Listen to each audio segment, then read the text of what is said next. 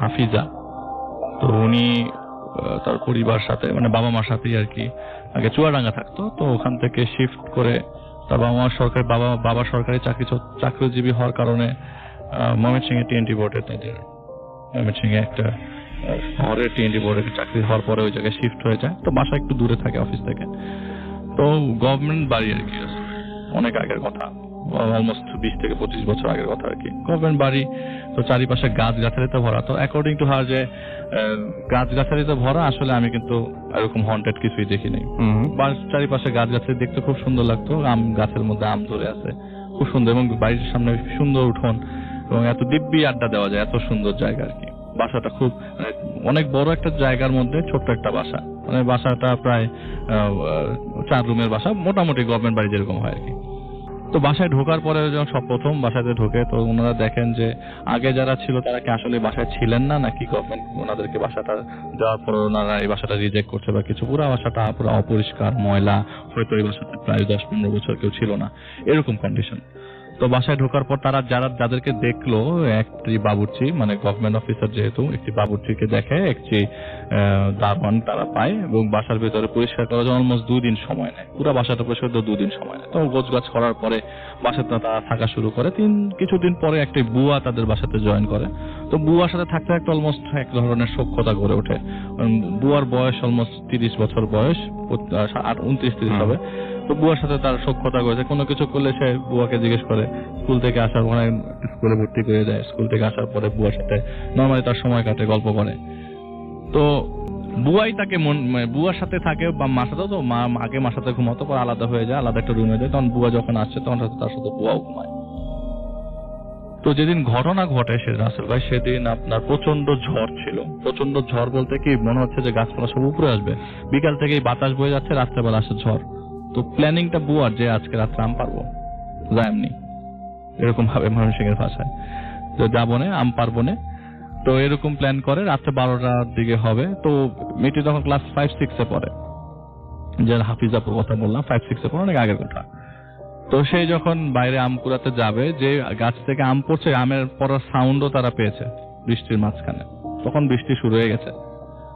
তো বুয়া তাকে নিয়ে গেটের বাইরে যায়, বুয়া গেটের ভেতরে থাকে এবং তাকে বলে আপনি নিয়ে আসেন। সে আম নিয়ে আসতে যায়। তো আম নিয়ে আসতে যে মানে হঠাৎ করে তার চোখের মধ্যে যেটা পড়ে, আম উঠাবে কি, সে ওই জায়গাতেই অজ্ঞান হয়ে যায়। যেটা দেখে আসল ভাই, সেটা হচ্ছে যে দুইটা মেয়ে, মনে করেন দুইজনই কন্ডিশন হচ্ছে একজনের ঘাড়ের মধ্যে কামড়ে মাংস উঠাই নিয়ে আসতেছে। আচ্ছা। তো আমি তাকে জিজ্ঞেস করলাম আপনি এটা কিভাবে দেখলেন? তখন তো অন্ধকার হওয়ারই কথা, রাতের বেলা।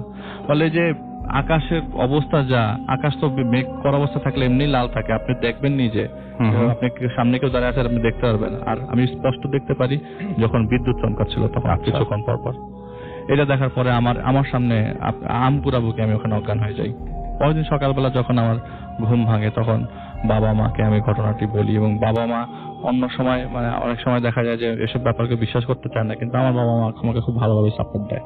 আমার বাবা মাও ভয় পেয়ে যায়, কেন জানি ভয় পেয়ে যায়, আমি জানি না। এবং বুয়া যেটা বলে যে বুয়া আমাকে অজ্ঞান অবস্থা দেখতে পায়, এখানে পড়া অবস্থা দেখতে পায়, পরে তিনি বাসায় নিয়ে আসে। তো এরপর থেকে রাসেল ভাই মেয়েটি মানে মার সাথে ঘুমাতো, আর একা ঘুমাতো না প্রায় অনেক দিন, 10 থেকে 12 দিন, 10 থেকে 12 দিন না, অ্যাকচুয়ালি 4 থেকে 5 মাস পর। আচ্ছা, 4 থেকে 5 মাস পর আসলে উনি এরকম ভাবে চিন্তা করেন, আসলে পরের দিন ঈদ ছিল রাসেল ভাই, ঈদের আগের দিন। ঈদের আগের দিন। তো এর মধ্যে জিনিসটা সামহাও নর্মাল হয়ে যায়। আর ওনার মা প্রেগনেন্ট ছিল, তো মাকে এত প্রেশার দিতে পারতো না। তো মা ওকে আমাকে আলাদা রুমে, বুয়া মাঝে ফ্লোরে, মেঝে ফ্লোরে ঘুমাতো আর কি, যেহেতু ভয় মোটামুটি কেটে গেছে আর কি। তো ওই রাতে প্রচন্ড ভয় পায় ওর আসলে ভাই, যে রাত্রে আগের ঘটনাটা যে ঘটে। হঠাৎ করে ওই দিন রাতে, ঈদের আগের দিন রাতে বলা, ওর মাও একটু দেরিতে ঘুমায়। আচ্ছা, ওর মাও একটু দেরিতে ঘুমায়। তো দেরিতে ঘুমায় বলতে পরের দিন ঈদ প্রিপারেশনের একটা বিষয় আছে। ওই তারা প্রথম ময়মনসিংহে ঈদ করছে। তো এক পর্যায়ে রাতে যখন ঘুমোতে চলে যায় সবাই, গভীর রাত, তখন হঠাৎ করে সাউন্ড আসে, তার দাদা তার জন্য তাকে ডাকছে। ডাকটা এরকম যে আমার ও বউ এদিকে আয়, এরকম টাইপের ডাক। তার দাদার ভয়েস। তার দাদা ঠিক 4 বছর আগে মারা যায়, তার স্পষ্ট মনে আছে, তার সব সেন্স আছে যে তার দাদার কত ভয়েস আসছে। সে যখন হঠাৎ করে উঠে বসে, তখন ভয়েসটা চেঞ্জ হয়ে তার চাচার ভয়েস হয়ে গেল। হঠাৎ করে তার চাচা থেকে তার ছোট ফুপির ভয়েস, যে এই তোর জন্য আমি পুতুল নিয়ে আসছি, তুই এদিকে আয়। তো যে মেঝেতে তাকিয়ে দেখে যে তার বুয়াটি মেঝে ঘুমিয়ে আছে, তাহলে সেই শুনছে হয়তো বা, সে ভয় কি করে কাঁথাটি সারা শরীরে দিয়ে দেয়। কাঁথাটি দিয়ে দেওয়ার পর আর কোনো ভয়েস আসেনি। তো কিছুক্ষণ ভয়েস না আসাতে সে আবার কাঁথাটি তার শরীর থেকে সরিয়ে ফেলার পর আবারও সেই ভয়েস, দাদার ভয়েস, চাচার ভয়েস, ফুপির ভয়েস তার আত্মীয় স্বজন ডাকতে যাচ্ছে, তাকে কাছে ডাকছে। এমন সময় তিনি মেঝেতে তাকিয়ে দেখে বুয়া নাই। হঠাৎ করে বুয়াটা কোথায় গেল? এখন সে চিৎকার দিয়েও কোথায় যাবে? চিৎকার দিয়ে যেতে পারছে না। চিৎকার দিলে যে কোনো প্রবলেম হয়, বা দৌড়ে যাবে, অন্ধকারের ভিতরে কিভাবে দৌড়ে যাবে? তো সে তার হাতের কাছে যে হারিকেন ছিল, তখন ইলেকট্রিসিটি ছিল না রাসেল ভাই, হারিকেন থাকার কারণে হারিকেনের আলো বাড়িয়ে সে একটু আগাতেই, মানে যে জায়গায় তার খাট ছিল ওটা খাওয়ার টেবিলের কাছেই, তো আপনার একটু আগানোর পরেই দেখতে পায় যে মানে তার বাবা মা রুমে যাওয়ার পথে দেখছে যে বুয়া শুয়ে আছে। বুয়ার মাথাটা দেখা যাচ্ছে না, তার শাড়িটা একদম লন্ড ভন্ড হয়ে আছে, তার বুয়াটির মাথা দেখা যাচ্ছে না। পাশে নার পেছনে যাচ্ছে শিশু, মানে জন্ম হওয়ার শিশু, এরকম নার পেছানো। এটা দেখে সে এক চিৎকার দিয়ে ওখান থেকে দৌড়ে রাস্তায়, মানে মেঝেতেই পড়ে যায়। এরপর আর তার কিছু মনে নেই। তার চোখ, সে যখন জ্ঞান ফেরে তখন হসপিটালের ডাক্তাররা তাকে নিয়ে খুব দৌড়াদৌড়ি করতে থাকে। তার যখন জ্ঞান ফেরে আস্তে আস্তে, তো একটা পর্যায়ে ডাক্তাররা তাকে তার left side paralyse, left hand, left পা এবং তার আপনার বাম ঠোঁট এখন হয়তো সে একটু রিকভার করছে, কিন্তু ওই মুহূর্তে তাকে এটা ঘোষণা করে দেয় যে আপনার লেফট সাইড পুরো প্যারালাইজ হয়ে গেছে at the age of 14-15।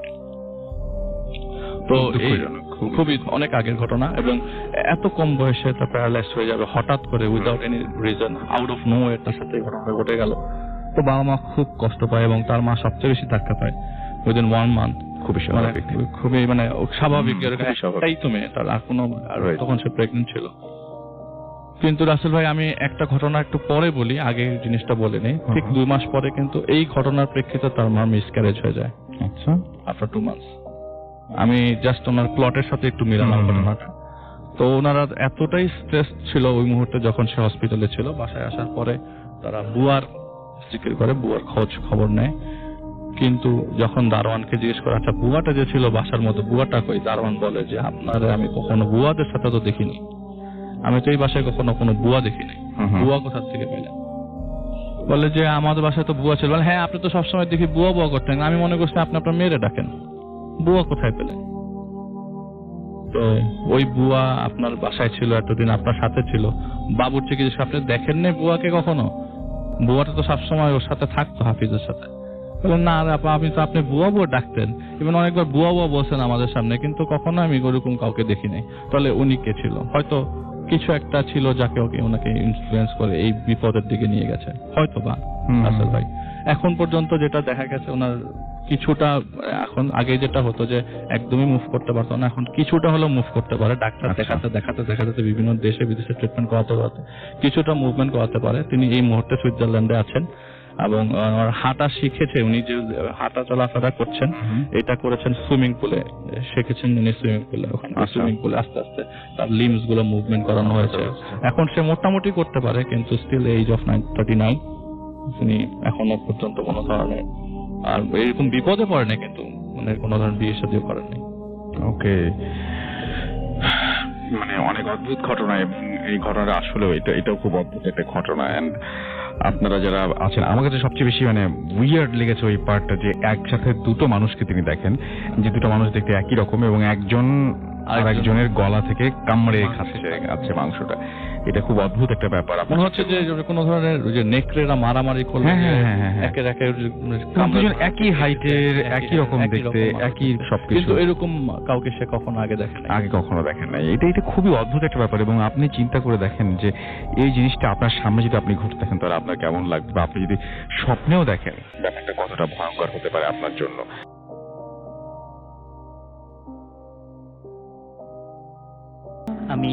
আসসালামু আলাইকুম লিসেনার্স, আমি আফনান, এসেছি আজিমপুর থেকে।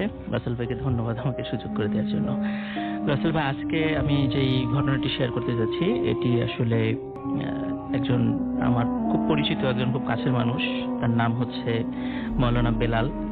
উনি ঢাকার নবাবগঞ্জ উপজেলায় একটি মহিলা মাদ্রাসা শিক্ষকতা করতেন। এখন উনি মুগদায় আরেকটা মাদ্রাসার শিক্ষকতা করেন। তো ঘটনাটি ওনার সঙ্গেই ঘটে, ওনার কাছ থেকে অনুমতি নিয়ে ঘটনাটি আমি আজকে শেয়ার করছি।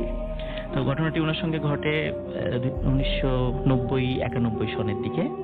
তখন উনি ভোলাতেই থাকতেন, ওনার বাড়ি ভোলা।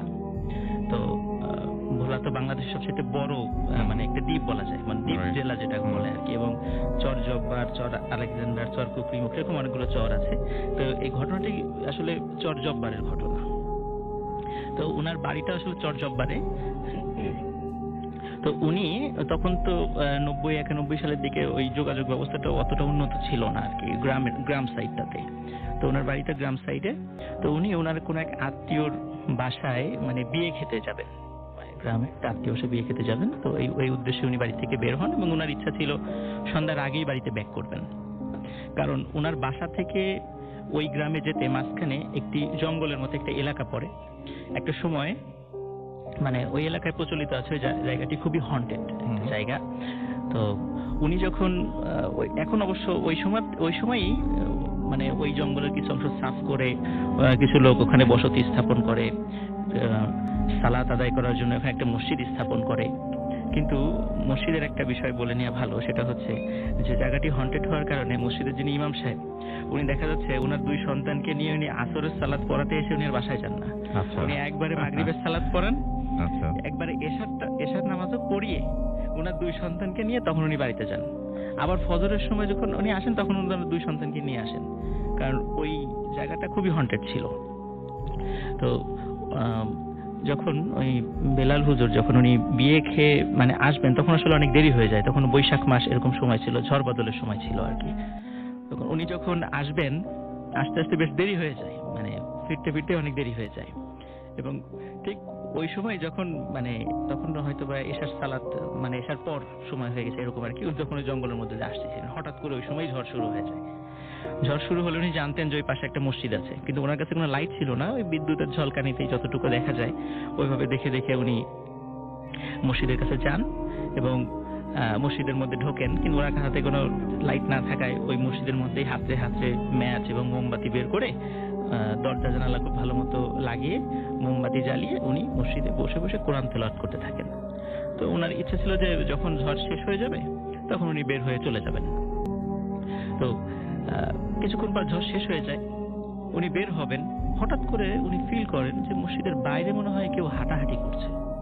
আর উনি তো জানতেন যে খোদ ইমাম সাহেবই এসার পরে ওনার 2 ছেলেকে নিয়ে আসেন, উনি থাকেন না, উনি এত ভয় পান এখন এখানে কে আসবে।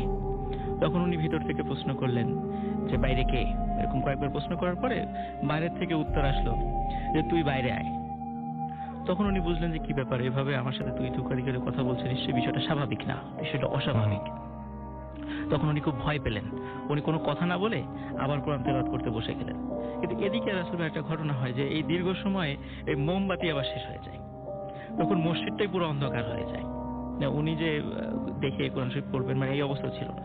তখন উনি এমনি যে দোয়া কালামগুলো পড়তেন সেগুলো উনি পড়তে থাকলেন এবং উনি ফিল করছিলেন যে মসজিদের চালের উপরে মনে হচ্ছে যে অনেকে হেঁটে বেড়াচ্ছে, কিন্তু চালের উপর যদি মানুষ হেঁটে বেড়ায় তখন দেখা যাবে যে চাল নড়ছে বা চাল দেবে যাচ্ছে পায়ের এসে মানে চাপে, কিন্তু এরকম কিছু হচ্ছিল না, কিন্তু মনে হচ্ছে চালের উপর দিয়ে অনেকে হেঁটে বেড়াচ্ছে এরকম একটা অবস্থা।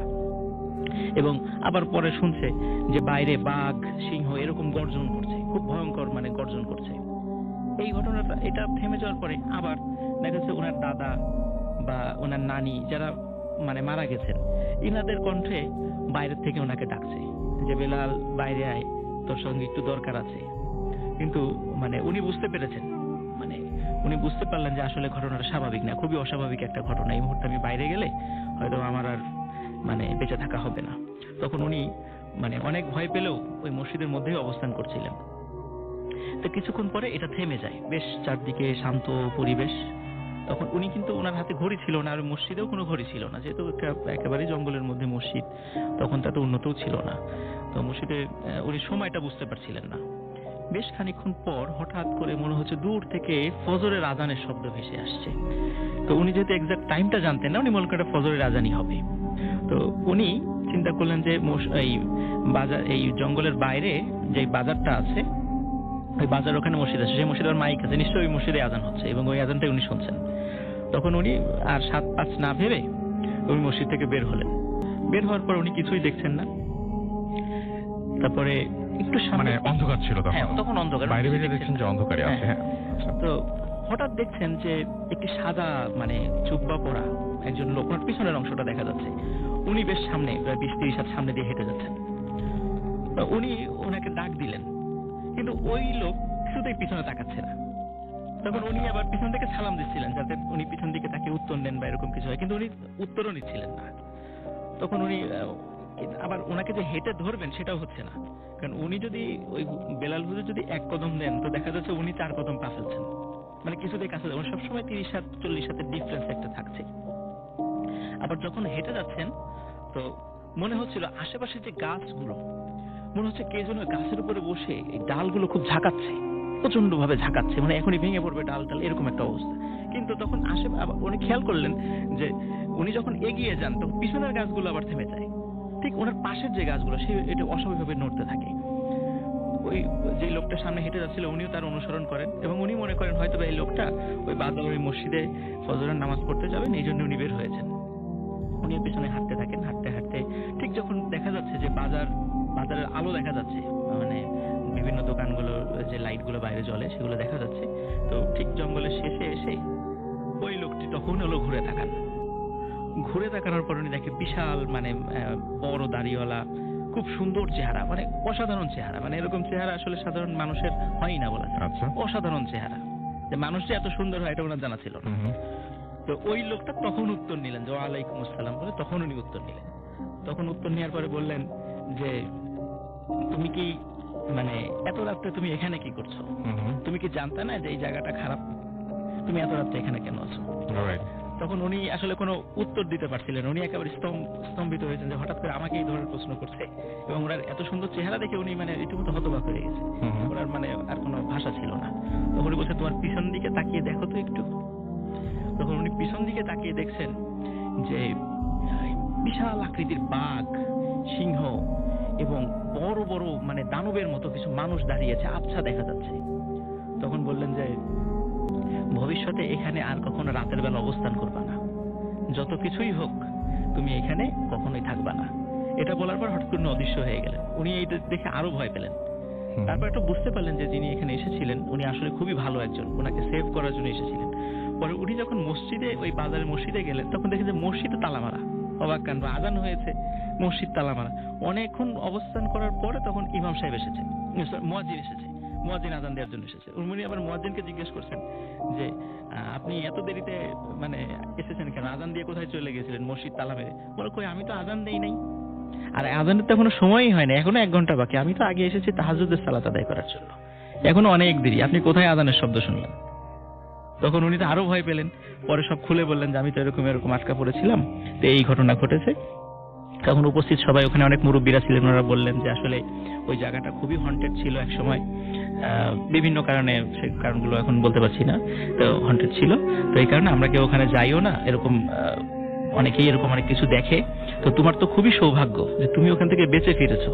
এমনকি রাসেল ভাই ওই মসজিদে নাকি এখনো মানে এই যে তাবলিগ জামাতের লোকরা তো অনেক মসজিদগুলোতে থাকে, ওখানে নাকি তাবলিগ জামাতের লোকরাও এখনো যায় না, মানে ওখান থেকে নিষেধ করে দেয় মার্কাজ মসজিদ থেকে আপনারা ওই জায়গাটায় মানে যাবেন না, ওটা নিরাপত্তার কারণে ওটা যাবেন না, এই জন্য ওখানে এখন পর্যন্ত ওই জায়গাটাতে আসলে ঝামেলা আছে এবং ওই জায়গাটাতে এখনো ওই জায়গাটা এখনো জঙ্গল আছে, লোক বসতি কম আর কি, আমি শুনেছি আর কি। So thank you very much ভাই। এটা আপনার ঢাকার ঘটনা। এটা মনিকা আপু নামে একজনের কাছে শোনা। উনি এখন উনি যখন স্টুডেন্ট ছিলেন তখনকার কাহিনী ওনার। তো উনি যখন মেডিকেলে পড়তেন, প্রথম যখন ভর্তি হন, তো তখনকার কাহিনী আর কি। আচ্ছা। তো উনি যখন মেডিকেলে প্রথম ভর্তি হন উনি রেগুলার ক্লাস করতেন এবং সবকিছু করতেন। তো একটা সময় আসলো যখন ওনাদেরকে আপনার ওই যে অটোপসি কাটাকাটির ব্যাপারগুলো শেখানো হয়। আচ্ছা। তো উনি মানে একটা বডি পেলেন একবার, তো তখন জিনিসটা ছিল যে একা কাটতে হয় আর কি, এরকম একটা সিচুয়েশন আসে। তো একবার একটা বডি পেলেন কাটার জন্য, তো যে দেখলেন যে বডিটা হচ্ছে একটা মানে কিশোরের, মানে ছোট বাচ্চার আর কি। হ্যাঁ, তো উনি ওই বডিটা কাটার সময় কেমন একটা অস্বস্তি ফিল করছিলেন আর কি, মানে সে ফেল, আচ্ছা, মানে Uneasy feel করছিলেন। আনইজি ফিল করছিল, কারণ এটা ফুল গ্রোন না, এবং এমনিও উনি এতটা মেন্টালি স্ট্রং ছিলেন না আর কি। তো যাই হোক, তো উনি যখন কাটছেন তখন উনি মানে একটা পর্যায়ে নাকি ওনার মনে হয়েছিল যে বাচ্চাটা মুখ থেকে মানে হা করে একটা মানে মুখটা খুলে একটা মানে বাতাস নিঃশ্বাস বের করে দেয়। আচ্ছা। এবং এটা তো উনি বেশ চমকায় উঠে আর কি, ভয় পান। ও ভয় পান, তো উনি কিছুক্ষণের জন্য থেমে যান এবং উনি ওখানে কল করেন। ওনার বাইরে নাকি ছিলেন, সে আসছে, আসার পর কি হয়েছে বলছে যে আমি একটু অস্বস্তি ফিল করছি। উনি ঘটনাটা কাউকে বলে না। তো এরপর থেকে ওনার এই প্রবলেমটা শুরু হয়। উনি নাকি রাতের বেলা যখন ওই বাসায় ব্যাক করতেন, ঘুমানোর সময় ওনার মনে হতো যে ওনার রুমের মধ্যে কোনো বাচ্চা কাঁদতেছে। আচ্ছা। মানে সুরে কাঁদতেছে, মানে বেশ আপনার একটা নাকি সুরে কাঁদতেছে ওখানে। তো উনি খুব ভয় পেতেন। তো উনি একদিন রাতের বেলা উনি এরকম শুয়ে আছেন, তো এরকম কান্নার শব্দ হচ্ছে। তো উনি তাকায় দেখেন যে একটা ছায়ার মতো, দেখে মনে হচ্ছে যে বেশ লম্বা না, বাচ্চার মতো ওখানে বসে আছে। তো উনি মানে খুব মানে ভয় পান। ভয় পেয়ে উনি যে চিৎকার করেন না, যেহেতু উনি মেডিকেলের ছাত্রী এবং ওনার নাই। তো উনি বাসায় যে ওনার আম্মাকে ডাকেন, ডেকে বলেন যে আম্মা, আমি এরকম একটা ঘটনার সম্মুখীন হয়েছিলাম এবং এরকম মাঝে মাঝে আমি দেখতেছি। এবং এমন সিচুয়েশন হয়ে গেছিল যে উনি বাথরুমে গেলে মনে হতো যে বাথরুমের দরজার বাইরে বাচ্চার শব্দ শুনতেছেন। আচ্ছা। এরকম। তো উনি নিজেকে ব্যাখ্যা দেওয়ার চেষ্টা করেন অনেক কিছু, যে আসলে এটা মানে আপনার যে ওনার মেন্টাল কোনো ব্যাপার, উনি হয়তো খারাপ ফিল করছিল, বা ওনার কোনো একটা ভেতরকার অপরাধ বোধ বা কিছু থেকে আর কি, মানে উনি যখন কাটতেছে হয়তো খারাপ লাগছে ওনার কাছে, ওটার থেকে হয়তো আসছে। বাট উনি তারপরও এই জিনিসটা যেহেতু ওনার সাথে কন্টিনিউয়াসলি হচ্ছে, হ্যাঁ, এবং ওনার এমন হয়েছিল যে উনি ওনার বাবা ওনাকে পড়াশোনার জন্য আলাদাভাবে রুম করে দিয়েছিল, বেশ উপরের বিল্ডিং এর 4-5 তলার উপরে থাকতো আর কি। তো উনি ওখানে প্রায় ওনার মনে হতো যে বারান্দার মধ্যে কে দাঁড়ায় আছে, এরকম ভয় পেত। তো উনি ওই মর্গের সাথে ওখানে যে কাটতো, ওখানে দারোয়ানের সাথে উনি খোঁজ খবর করেন, করে বলেন যে আসলে আমি যে একটা বডি কাটছিলাম মাসখানেক আগে বা 2 মাস আগে, ওই মানে ঘটনাটা কি, বডিগুলো কোত্থেকে আসে। তো বলছে যে ম্যাডাম, এই বডি তো আসলে এগুলা বিভিন্ন সময় আসে, নাম গোত্র পরিচয়হীন যেগুলো বডি থাকে সেগুলো চলে আসে। অনেকে ডোনেট করে, কিন্তু সেগুলো সাধারণত দেখা যাচ্ছে যে ডিফারেন্ট। আর এগুলা ধরেন যেগুলো সেগুলো চলে আসে। তো বলে যে আমি এরকম একটা বডি কাটছিলাম। তো উনি তখন ওই যে নাকি ওখানকার দায়িত্বে থাকে, সে জিনিসটা চেপে যেতে চায়। তো উনি তাকে বলে যে এটা কি ব্যাপার, মানে আমি না এরকম ভয় পাইছিলাম। উনি তখন খুলে বলে ব্যাপারটা। হ্যাঁ, তখন বলতেছে যে এই যে এই বাচ্চাটার অ্যাক্সিডেন্টের একটা কাহিনী ছিল, যে বাচ্চাটা আপনার ওইখানে ওই রাস্তার মধ্যে তার মাকে হারায় ফেলছিল সম্ভবত, যেটা মানে ওই লোকটা পরে যেটা মানে বলছে ওনাকে। তো সে তার মাকে হারায় ফেলছিল, তো সে কাঁদতেছিল ওইখানে। তো এই সময় নাকি একটা গাড়ি খুব স্পিডে এসে তাকে মেরে দিয়ে যায়। হ্যাঁ, আচ্ছা। এবং সে মনে করেন যে আপনার মারা যায়, ওখানে ক্র্যাশ হয়ে যায়। এবং তারপরে তার আর কোনো ট্রেস খুঁজে কেউ পায় নাই, তার মা কে বা কি এই সেই। তো ওই যে বলছে যে ওই আপনার যে দায়িত্ব ছিল ওখানে, যে সে বলছে যে আসলে ব্যাপারটা তারও জানার কারণ হচ্ছে সে নাকি এই কান্না শুনতো। আচ্ছা। বডিটাকে যখন নাকি সে মর্গের ভিতরে রাখছে, সে নাকি কান্নার আওয়াজ শুনতো, এবং সে অনেকবার গেছে যে কিছুই নাই, ভিতরে কিছু নাই। আচ্ছা। তো উনি এটাতে খুব বেশ ভয় পেয়ে যান। ওই যে মনিকা পুতেন ছিলেন, উনি ভয় পেয়ে যান এবং উনি বাসায় এসে বলেন বিষয়গুলো। ওনার বাবা মা বলে যে বা হয়তো তুমি কোন একটা মানে কোন একটা অতৃপ্ত কিছুর সাথে টাচ হয়েছে তোমার বাসা, সেই কারণে এরকম হচ্ছে। এবং উনি মোটামুটি মানে রিলিজিয়াসলি যেসব প্রসিজার আছে ওগুলো ফলো করেন, এবং উনি মানে করে মানে প্রার্থনা করেন যে আমি যাতে জিনিসটা না দেখি। তো উনি বলেন যে এরপরে তো উনি জীবনে অনেক এরকম অটোপসি করছে, কখনো এরকম দেখে নাই। বাট ওই জিনিসটা নাকি ওনাকে এখনো মাঝে মাঝে তাড়া করে জিনিসটা। উনি এখনো মনে হয় যে, এখন উনি অনেক বছর প্র্যাকটিস করতেছেন, এখনো মনে হয় করেন।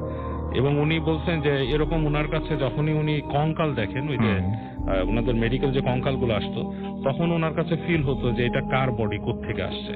মানে উনি এরকম একটা জিনিস ওনার মাথায় ঢুকে গেছে, মানে ওইটা মাথার মধ্যে ঢুকে গেছে বলেই বারবার তার অনেক কিছু মনে হতো আর কি, সেই জন্যই বোধ হয়।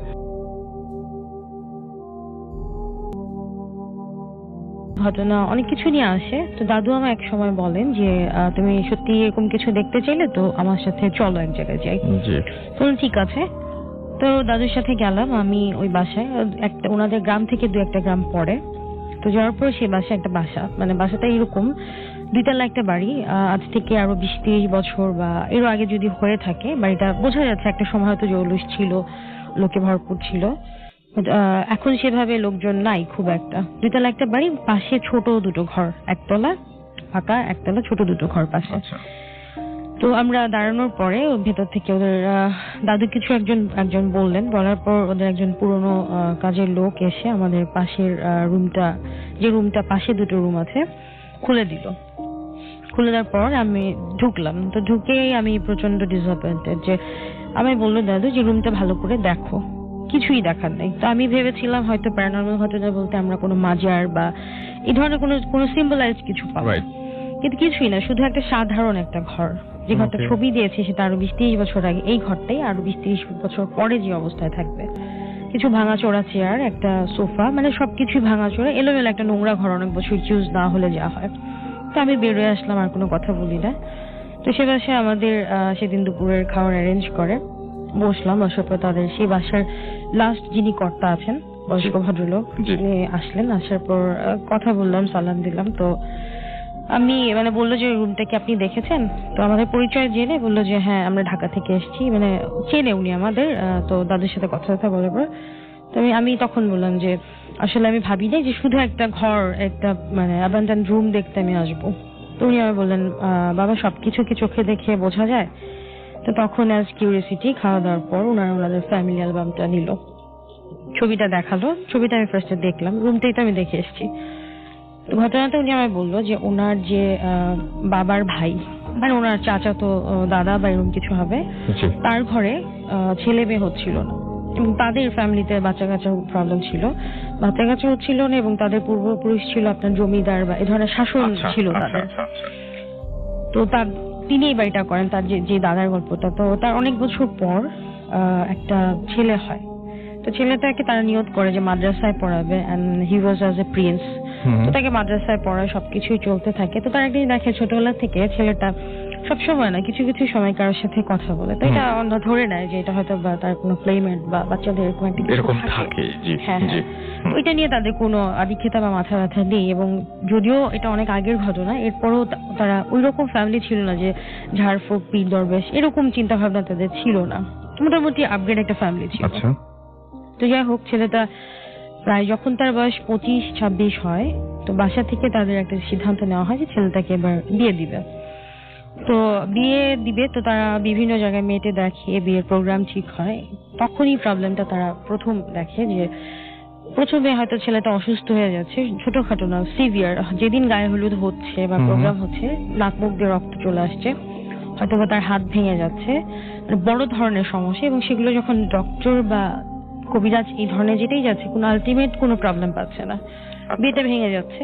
এরপরে যখন আবার তারা সেই মেয়েদের বাড়িতে যাচ্ছে, তখন কিন্তু একটা প্রবলেম হলে ভাই আর কেউ আগাতে চায় না, রাইট বিয়েগুলো ভেঙে যায়। তো এইভাবে করতে করতে একটা বেশ সময়, আগের ঘটনা এটা প্রায় 30 বছর, 30-40 বছর হবে। রাইট সেটাই তো এরপরে হচ্ছে আপনার যেই তারপর প্রথমে তো ছেলেটার দিক থেকে প্রবলেম গুলো হতে থাকে, সে ফিজিক্যালি ইনজুর্ড হতে থাকে, ফ্যামিলিতে অনেকজন মারা যায়। তো তারপর যে মেয়েদের তাদের বাসায় একটা মিলাদ পড়ানো হয়, সেটার পর থেকে যেটা হয় যে যেই ফ্যামিলিতে তারা বিয়ে করতে যাচ্ছে, যে মেয়েদের বাসায় প্রপোজাল নিয়ে যাচ্ছে, ওই হলুদের পর বা একটা প্রোগ্রাম হয়ে যাওয়ার পর বিয়ের আগ দিন বা বিয়ের আগ মুহূর্তে দেখা যাচ্ছে হয়তো মেয়েগুলোর কোনো প্রবলেম হচ্ছে, মেয়ের বাবা মারা যাচ্ছে, তো বাধ্য হয়ে আবারও প্রোগ্রামটা ক্যান্সেল করতে হয়। ফাইনালি যেটার কারণে ফাইন্ড আউট হয় যে একটা মেয়ে হলুদ হয়ে যাওয়ার পর দিন, বিয়ের দিন সকালে মেয়েটা মারা যায়। মানে তাদের রান্নাঘর বা বারান্দার পেছন দিকে মেয়েটাকে উল্টো করে ঝুলানো অবস্থায় পাওয়া যায়। যেটা ইউজুয়ালি আমরা সুইসাইড বলতে পারি না।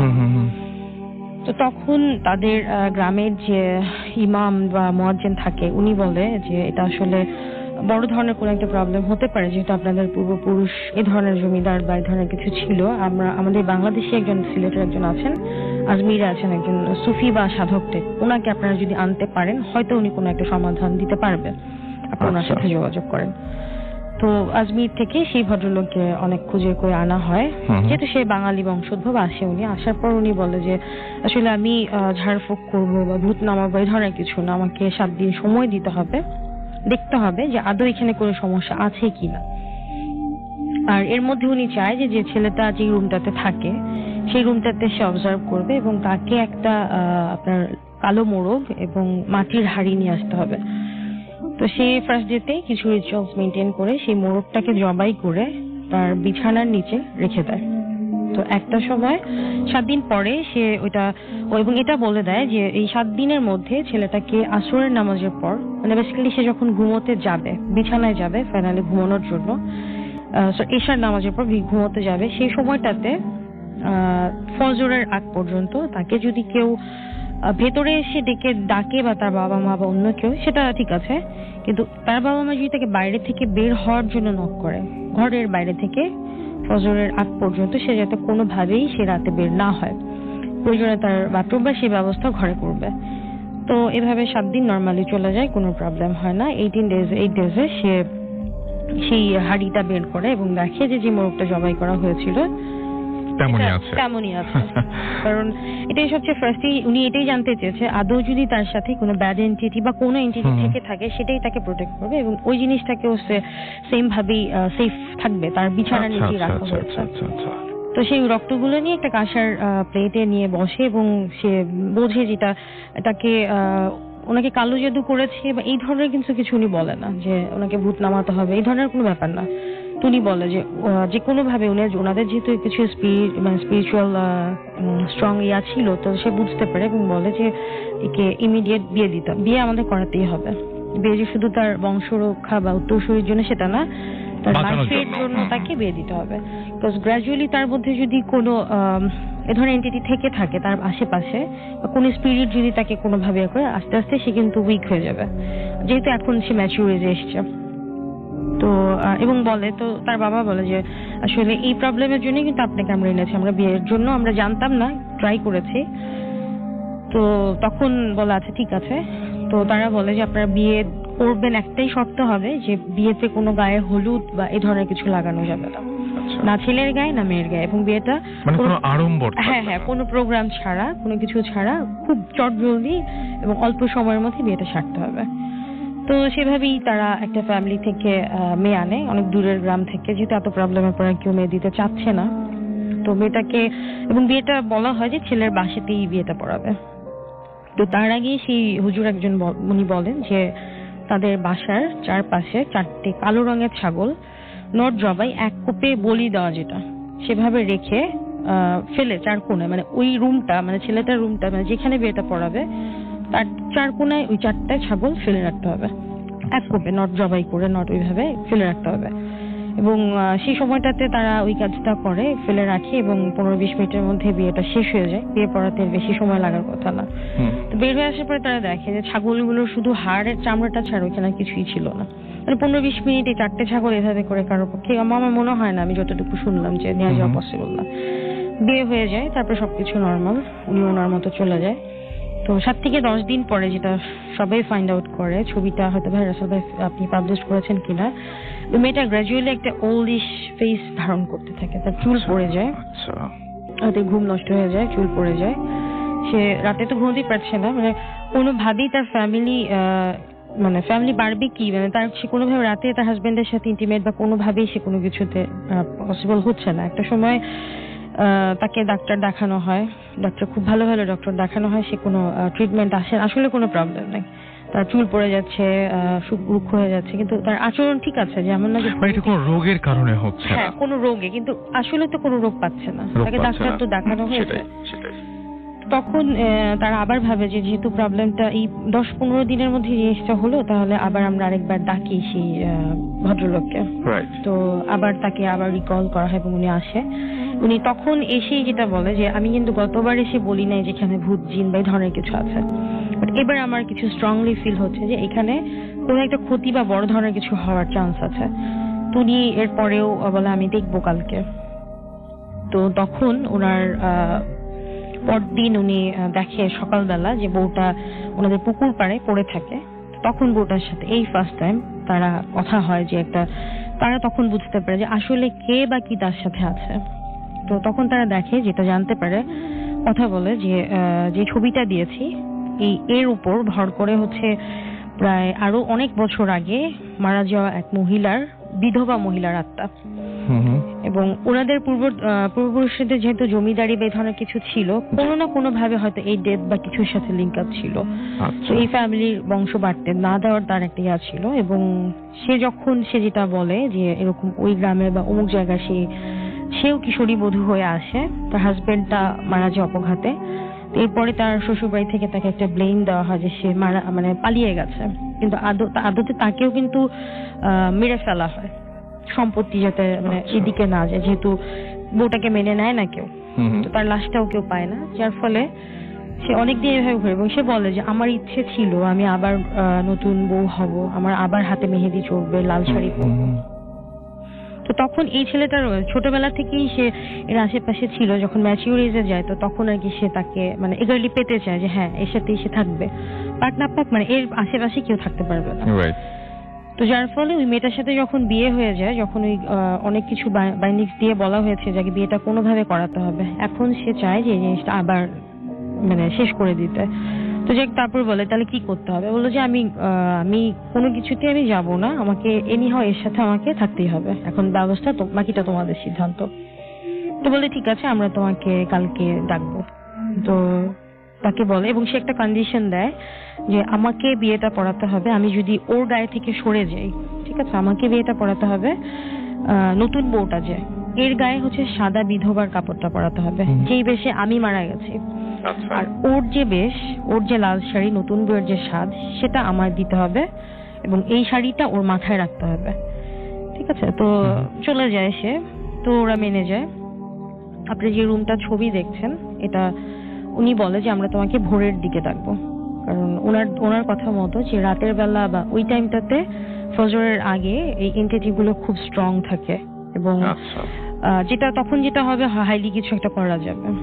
তো ফজরের আধা ঘন্টা আগে বা এরকম একটা সময় তাদেরকে ডাকা হয় পাশের রুমটাতে ওই ছেলেটাকেও রাখা হয়। বলে যখন তাকে ডাকে, এবং এখানে জায়নামাজে বউটাকে বসানো হয়, যেহেতু আল্লাহর কালাম বা আমি যতটুকু শুনেছি এটা হয়তো তাকে তখন ক্ষতি করবে না, ওই জায়নামাজটার ওপর সেই বিধবা শাড়ির সাজ পরিয়ে নতুন বউটাকে বসানো হয়, আর তার মাথায় দেওয়া হয় সেই লাল শাড়ি, এবং তাকে ডাকা হয় একটা সময়।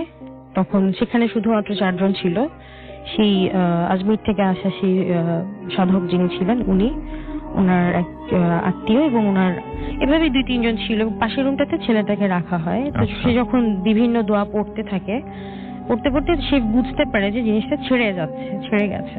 জাস্ট ওই সময়টাতেই আজান দিয়ে দেয় ফজরের, এবং তার হাতে 2টো কবজ ছিল, সেটা একটা সে বউটার গায়ে দিয়ে দেয় সাথে সাথে, অন্যটা সে হাজবেন্ডের গায়ে দিয়ে দেয়, এবং এরপরে সবকিছু নর্মাল।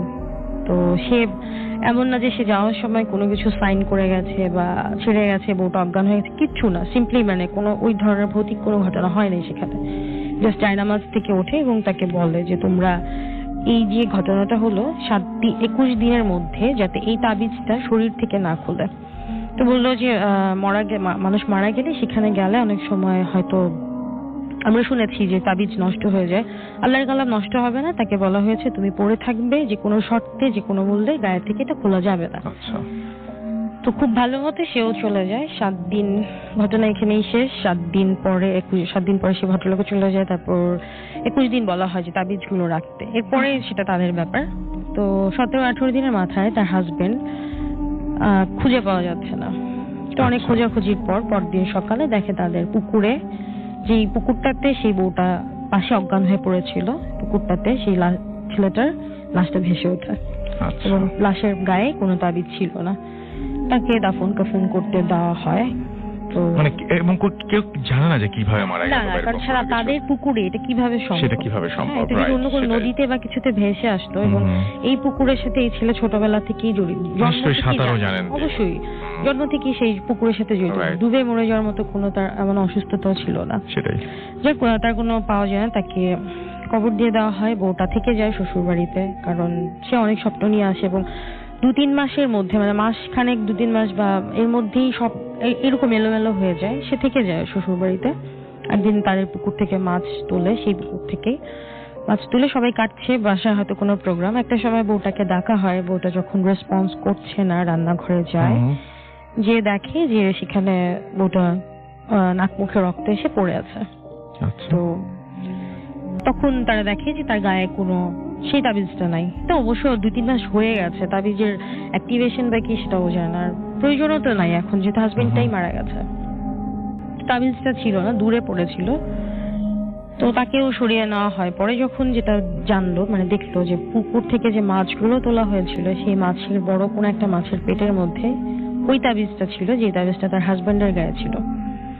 হয়তো কোনোভাবে সেটা মিসিং হতে তার আচ্ছা। যেটা হয়। এই পরিণতি হয়েছে। হ্যাঁ, এই হচ্ছে ঘটনা। তবে ছবিটা কে তুললো, সেখানে যে তার এক চাচা ছিলেন, যিনি ওই আজমির থেকে সেই ভদ্রলোককে আনিয়েছেন, উনি জার্নালিজম বা কলকাতায় উনি প্র্যাকটিস করতেন, তো উনি এগুলো বিলিভ করতো না, যে ঘটনা যেগুলো হচ্ছে এগুলো তো কোনো সাক্ষী থাকবে না, কিছুই থাকবে না।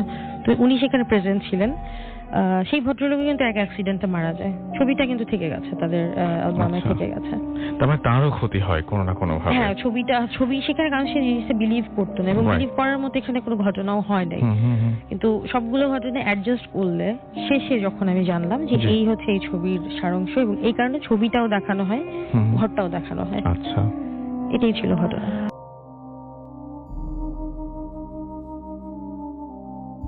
তো জাহাঙ্গীর ভাই 2007 সাল থেকেই মালয়েশিয়াতে আছেন, উনি এখনো মালয়েশিয়াতেই আছেন। তো ওনার বেসিক্যালি ঘটনাটা হচ্ছিল উনি যে ফ্যাক্টরিটা কাজ করেন সেই ফ্যাক্টরিটাকে নিয়ে। তো আচ্ছা। ফ্যাক্টরিটার বর্ণনা আমি একটু দিয়ে নেই। সেটা হচ্ছে মালয়েশিয়ার রাজধানী কুয়ালালামপুর থেকে ওইটা প্রায় 7-8 ঘন্টা মানে দূরে একটা জায়গায়। ওটার নাম হচ্ছে কুয়ালা তেরেঙ্গানু জায়গার নাম। রিমোট একটা এরিয়া। তো এখানে বেশ চারপাশে পাহাড় ঘেরা একটা পরিবেশ। তো যখন ওনাদের কারখানাটা ওখানে বিল্ড আপ করা হয়, তো কোনো যাতায়াতের ব্যবস্থাও ছিল না। ওনাদের কারখানা নিজের থেকে ওখানে রাস্তা বানায়। তো চারপাশে পাহাড় থাকার কারণে ওখানে তেমন লোকজনের বসবাস ছিল না, বেশ দূরে দূরে লোকজন থাকতো। তো ওনাদের যে কারখানাটা ছিল সেটা হচ্ছে যে ওটার পাশেই একটা ফ্যামিলি একটা বাসা আছে 2 রুমে। তো ওই বাসাটার কাহিনী যদি আমি একটু বলি, যে সেই বাসাটাতে আজকে প্রায় 20-25 বছর হবে যে কেউ থাকছে না। তো ওনারা যাওয়ার পরে এই কাহিনীগুলো শুনে যে আচ্ছা। ওই বাসার যে ওনার ছিল, তো ওই ওনারের যে ফাদার মাদার দুজনেই মারা যাওয়ার পর তারা এখান থেকে চলে যায়, এবং চলে যাওয়ার সময় তারা বলে যায় যে তারা প্রায় সময় একটা বাচ্চার প্রেজেন্স পেতেন সে বাসার মধ্যে, যেটা খুবই উইয়ার্ড ছিল। তো যখন তাদের বাবা মা মারা যায় তখন তারা সবাই সেই ফ্যামিলিটা সেই বাসা ছেড়ে চলে যায়। আচ্ছা। আর বাসাটা যেটা হচ্ছে যে ওনাদের কারখানার পাশেই। তো বাসাটার একটা ইন্টারেস্টিং ব্যাপার হচ্ছে যে ওনারা জাহাঙ্গীর ভাই বলে, জাহাঙ্গীর ভাই এখন ওই কারখানাতে কাজ করছেন, যে সকালবেলা দেখা যায় যে প্রচুর মৌমাছি সেই বাসাটা চারপাশে ঘুরঘুর করছে, আচ্ছা এবং আবার সন্ধ্যা হওয়ার ঠিক আগেই সব মৌমাছি বেরিয়ে যাচ্ছে সেই বাসা থেকে। আচ্ছা। তো ওনারা প্রায় সময় সেই বাসাটার কাছে যায়। তো ওনারা যেটা লক্ষ্য করে যে কোনো জানালা বা দরজা কোনো কিছু ভাঙা নেই, কিন্তু বাসার চারপাশে কোথাও কোনো মৌমাছি বাসা নেই। সেইগুলো একটা সকালে একটা সাডেন টাইমে আসছে, আবার সারাদিন থেকে আবার সবগুলো চলে যাচ্ছে। আচ্ছা। তো এটা খুব মানে ভৌতিক একটা ব্যাপার ছিল তাদের, ওইখানকার লোকজনদের মুখ থেকে শুনে যে ওই পাশটা যাতে নাই যাওয়া হয় তাদের।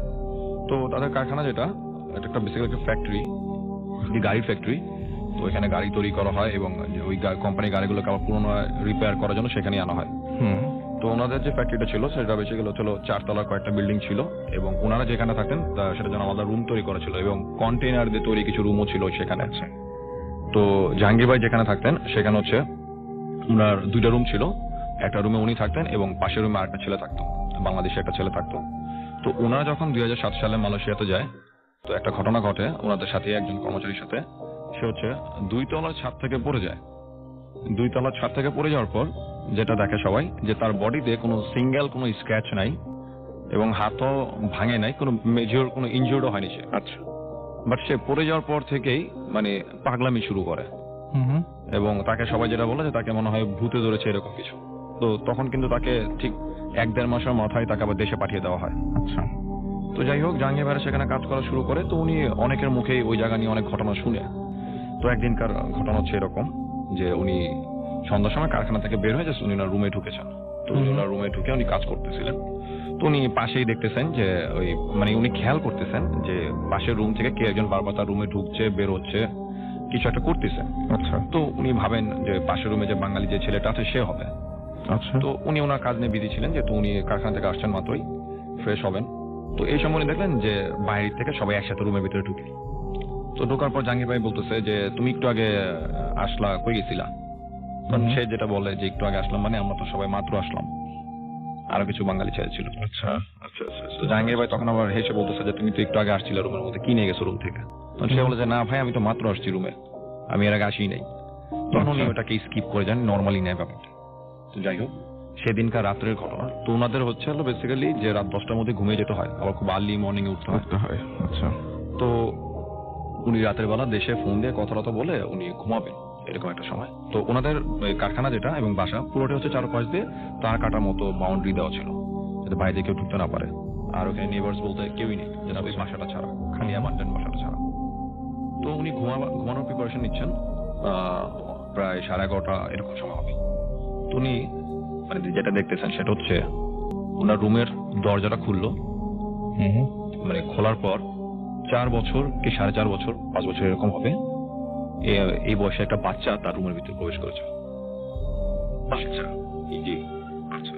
এবং বাচ্চাটা উনি যেটা বলে যে খালি গায়ে ছিল, জাস্ট একটা হাফ প্যান্ট পরা ছিল। তো জাহাঙ্গীর ভাই দেখার পর উনি বেশ অবাক হয়ে যায় যে উনি কি জিজ্ঞেস করবে বা কি বলবে। তো উনি নর্মালি বলে যে তুমি কে, কোত্থেকে আসছো। তো বাচ্চাটা যেটা বলে যে মালয়েশিয়ান ভাষায় বড় ভাই বা সিনিয়রদেরকে বলা হয় আবাং। তো বাচ্চাটা এটা বলে তাকে যেটা বলে মালয়েশিয়ান ভাষায় সেটা হচ্ছে যে আমি তোমার সাথে ঘুমাবো, এখানে থাকো। তো উনি বেশ অবাক হয়। তো উনি ভাবে যে হয়তো বা কোনো কর্মচারীর সাথে আসছে বাচ্চাটা, তার রুমে আসছে মানে হাঁটতে হাঁটতে। তো উনি বলে যে মানে ছোটদের যেভাবে তারাই রুম থেকে বড়রা, তো উনি সেরকম বলে যে বাবু চলে যাও এখান থেকে, মালয়েশিয়ান ভাষায়। বা সে একটা সেন্টেন্সই বারবার রিপিট করতেছে যে আমি এখানে থাকি, আমি তোমার সাথে ঘুমাবো। তো জাহাঙ্গীর ভাই একটা সময় যেহেতু ধমক দিয়ে বলে যে তুমি চলে যাও, যার সাথে আসছে তার কাছে যাও।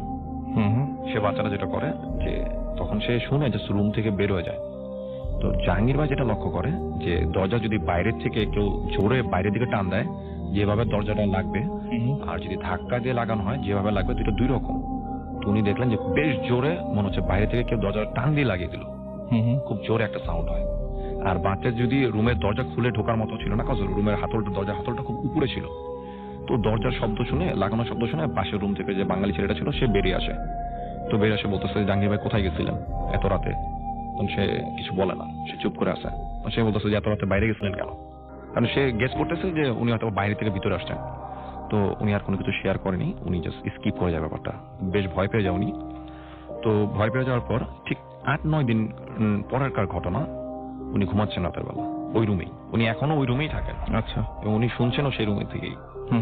তো পাশের রুমে যে ছেলেটা থাকে বাংলাদেশি, তো প্রায় রাত 12:30 একটা এরকম একটা সময় হবে। তো জাহাঙ্গীর ভাই ঘুম ভেঙে যায়। তো উনি ঘুম ভেঙে যায়, উনি শুনতেছে যে 2-3 মানুষ যদি ধস্তাধস্তি করে রুমের মধ্যে যেরকম সাউন্ড হবে ঠিক ওই রকম শব্দ হচ্ছে। এবং ওনাদের 2 রুমের মধ্যে পার্টিশন ছিল ওই কার্ডবোর্ড দিয়ে তৈরি করা। তো উনি বেশ অনেকক্ষণ শব্দ শোনার পর উনি যায়। উনি চিন্তা করে যে অন্য ছেলেদের সাথে হয়তো দুষ্টমি করতেছে এত রাতের বেলা। উনি যখন ওই রুমে যায়, রুমে গিয়ে দেখে সে বাংলাদেশি ছেলেটা বিছানার উপর বসে আছে, খালি গায়ে সে বসে আছে প্যান্ট পরে। তো সে কিছুই বলতে পারতেছে না, বাট তার পুরো শরীরে নখের আঁচল লাল হয়ে আছে। এবং বিছানার চাদরগুলো যেটা আমি আপনাকে বললাম যে ব্লেড দিয়ে যদি কাটা হয় যেরকম হবে বা নখ দিয়ে, ঠিক ওইভাবে মানে ছেঁড়া ছিল বিছানা চাদরটা। এবং রুমটা বেশ উইয়ার্ড ছিল সবকিছু। তো উনি ওরকে অনেক কিছু জিজ্ঞেস করা হয়, বাট সে কিছু বলতে পারে না। তো তাকে তার পরের দিন আমাদের দেশে যেমন আমরা হুজুর বলি, ওখানে ওস্তাদ বলে মসজিদে, তো তাকে দিয়ে ঝাড়ানো হয়। তো জানানোর পর প্রায় 4-5 মাস চলে গেছে। তো এটা বেসিক্যালি কারখানায় সবাই জানে। তো 4-5 মাস চলে যাওয়ার পর একদিনকার ঘটনা যে ওই কারখানার যিনি ম্যানেজার ছিলেন, একজন দায়িত্বে যিনি ছিলেন, উনি রাতের বেলা এগুলো মনিটর করতেন যে কেউ ঘুমাচ্ছে কিনা বা কাজ করছে কিনা। তো উনি জাস্ট এটা মনিটর করার জন্য কার ফ্যাক্টরি বিভিন্ন ফ্লোরে ঘুরতেন উনি। তো রাতে একটা সময় উনি যে ফ্লোরটা যায়, যে বিল্ডিংটা যায়, তো বিল্ডিং এ উনি 4 তলা উঠতেছিলেন। বেসিক্যালি 4 তলায় ওইখানে মালয়েশিয়ান যে যারা ছিল সিটিজেন যারা ছিল তারা সেখানে ঘুমাতো। আচ্ছা। তো উনি ওই বিল্ডিং এ যখন উঠে, তো উনি সিঁড়িতে দেখে একটা ছেলে বসে আছে, মালয়েশিয়ান একটা ছেলে। সে ফ্যাক্টরিতে কাজ করে, তার বাসা দূরে বলে সেখানেই থাকে। তো সে দেখে, ওই ম্যানেজারটা দেখে যে সে বসে আছে সেখানে। তো তাকে জিজ্ঞেস করা যে তুমি এত রাতে কি করতেছো। সে বলে যে আমি জাস্ট এইভাবেই বসে আছি। তো ওই ম্যানেজার ওটা যেটা করে যে তাকে কস করে উনি উপরে চলে যান, যেখানে তারা ঘুমায় সবাই। তো 4 তলা যাওয়ার পর উনি যেটা দেখে, বেশ শকড হয়ে যায়। উনি দেখে বিশ্বাস করতে পারতেছিলেন না যে সবাই রুমে বসে আছে, যে ছেলেটাকে উনি নিচে দেখে আসছে উনি সে ঘুমাচ্ছে, দিব্যি ঘুমাচ্ছে সেটা। আচ্ছা। তো উনি বেশ ভয়ও পেয়ে যায় এবং খুব অবাক হয়ে যায়। তো উনি সঙ্গে সঙ্গে তাকে ডাক দিয়ে ঘুম থেকে তোলার পর উনি সঙ্গে সঙ্গে জিজ্ঞেস করতেছে যে তুমি এত তাড়াতাড়ি কিভাবে আসলি, মালয়েশিয়ান ভাষায় তাকে বলতেছিল যে এত তাড়াতাড়ি কিভাবে আসলি। তখন সবাই বেশ এর ওর দিকে তাকাচ্ছে যে উনি কি জিজ্ঞেস করে ম্যানেজার। তো সে বলতেছে যে আমি তো ঘুমাচ্ছিলাম। তখন সে বলতেছে তোমাকে আমি দেখে আসছি নিচে। তখন সবাই বলতেছে যে ও সন্ধ্যার সময় কাজ শেষ করার পর যে রুমে আসার পর নিচেই যায়নি, সে রুমেই ছিল। তো উনি তো কিছুতেই বিশ্বাস করতেছে না। তো উনি সবাইকে নিয়ে নিচে নামে। তো নিচে নামার পর দেখে যে না, আসলে নিচে কেউই নেই, সে উপরেই ছিল। এবং ওনাদের কারখানা যে মেইন যে দরজাটা যেটা, সেটা মানে ভিতর থেকেই ওই ছেকল দিয়ে লাগানো ছিল, বাইরে থেকে কারো ঢুকারও কথা না। তো এই ঘটনা ঘটার পর তারা যেটা করে যে তারা একজন ওস্তাদকে নিয়ে আসে। এখানে একটু ইন্টারেস্টিং ব্যাপার হচ্ছে আমাদের দেশের সাথে তাদের যে ডিফারেন্সটা, যে আমাদের দেশে যেরকম আমরা শুনি যে এই রিচুয়াল গুলো যে এক্সোরসিজম যেগুলো ভাবে করা হয়, তো এখানে একটু ফুললি ডিফারেন্ট। জাহাঙ্গীর ভাবে যেটাকে বলেন, ওই জায়গায় মালয়েশিয়ান একজন ওস্তাদকে নিয়ে আসা হয়। তো সে এসে পুরো বাসাটা ঘুরে দেখে। তো দেখার পর সে তার সাথে করে কিছু শুকনো চাউল নিয়ে আসে, কাঁচা চাউল। তো সবাই দেখে, ওনারাও দেখে জিনিসগুলো, যে উনি একটা প্লেটের মধ্যে রেখে সেগুলো লেবুর রস দিয়ে ভিজাচ্ছেন। আচ্ছা, কিছু একটা পড়তেছেন এবং ফু দিতেছেন কন্টিনিউয়াসলি। তো এটা সবাই দেখতেছে। তো উনি এটা করার পর সেই কারখানার যে বিল্ডিং গুলো ছিল সবগুলো বিল্ডিং এর চারপাশ দিয়ে উনি ছড়িয়ে ছিটিয়ে দেয়। ওনাদের যে রুমটা ছিল রুমের চারপাশ দিয়ে উনি ছড়িয়ে ছিটিয়ে দেয়। এবং এই বাচ্চার প্রেজেন্সের যে ব্যাপারটা, এটাও ওনারা জানতেন, যে এই পাশের বাসা যে প্রবলেমটা হয়েছিল এটা উনি জানতেন, এবং কারখানার এই প্রবলেমটা ওনারা জানেন, যেহেতু স্থানীয় মসজিদে। তো আর সাথে করে উনি 4টা তার কাটা নিয়ে আসেন। ওই 4টা তার কাটা উনি যেটা করেন যে কারখানার যে মেইন গেটটা ছিল সেই গেটটার সামনে উনি পুঁতে দেন। আচ্ছা, তো জাহাঙ্গীর ভাই যেটা বলেন যে ওইখানে মানে যত এই প্যারানর্মাল কোনো প্রবলেম হলেই মানে এই রিচুয়ালটাই মেনটেন করা হয়, যে ওই প্যারানর্মাল জিনিসগুলো থেকে বাঁচার জন্য। তো তারপর এটা করা হয়ে গেলে 3-4 মাস পর্যন্ত কেউ আর কোনো জিনিস ফেস করে না। জাহাঙ্গীর ভাই যেটাকে বলেন এটা 2014 সালের ঘটনা। তারপর থেকে আবারও তারা একই জিনিস ফেস করা শুরু করছে অনেকেই, যে মালয়েশিয়ান যারা তারা ফেস করছে, যে রাতের বেলা তারা কাজ করতেছে, ঘুমাচ্ছে, এই সময় মনে হচ্ছে কোন একটা বাচ্চা রুমের ভিতর থেকে বেরিয়ে যাচ্ছে, হাঁটতেছে। ইভেনচুয়ালি তারা রুম থেকে বাইরের দিকেও দেখেছে যে রাতের বেলা একটা বাচ্চা হাঁটাহাঁটি করছে। তো রাসেল ভাই, আমি যেটা প্রথমে বলেছি, ওখানে কিন্তু নেইবার্স বলতে গেলে কেউই নেই, খুব রিমোট একটা এরিয়া, তাদের ফ্যাক্টরি ছাড়া সেখানে কিছুই নেই। এই ছিল থ্যাংক ইউ ভেরি মাচ আপনার ঘটনার জন্য।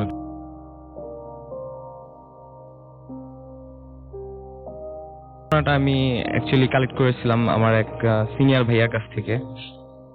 তিনি আমাকে যে ঘটনাটা বলেন যে উনি আর কি এসব ভৌতিক ব্যাপারে খুবই মানে আগ্রহী। তো ওনার একটা ফ্রেন্ড আছে, ওনার ফ্রেন্ডের বাড়ি হচ্ছে বিক্রমপুরে। তো ওনার ওই ফ্রেন্ডের বাসাতে আর কি অহরহ এই ধরনের ভৌতিক প্যারানর্মাল ঘটনা প্রতিনিয়তই ঘটে। আচ্ছা, বলে রাখি যে ওনাদের ফ্যামিলিটা অ্যাকচুয়ালি একটা টাইমে মানে ব্ল্যাক ম্যাজিকের তারা খুবই মানে রিলেটেড ছিল। হ্যাঁ, তো ওনাদের এখন যারা রিলেটেড ছিল, জি জি জি, তো যারা আর কি ব্ল্যাক ম্যাজিক করতো তাদের ফ্যামিলিতে, যদিও এখন মানে কেউ নাই বেঁচে, জীবিত নেই, কিন্তু মানে এফেক্ট গুলো এখনো আর কি তাদের সাথে প্রতিনিয়তই হচ্ছে। যেমন বলা যায় যে ওনাদের বাড়িতে মানে প্রচলিত যে ঘটনাগুলো আছে, যে বাড়ির মধ্যে কাউকে হাঁটতে চলতে দেখা যায়, এটা তাদের সাথে খুব কমন।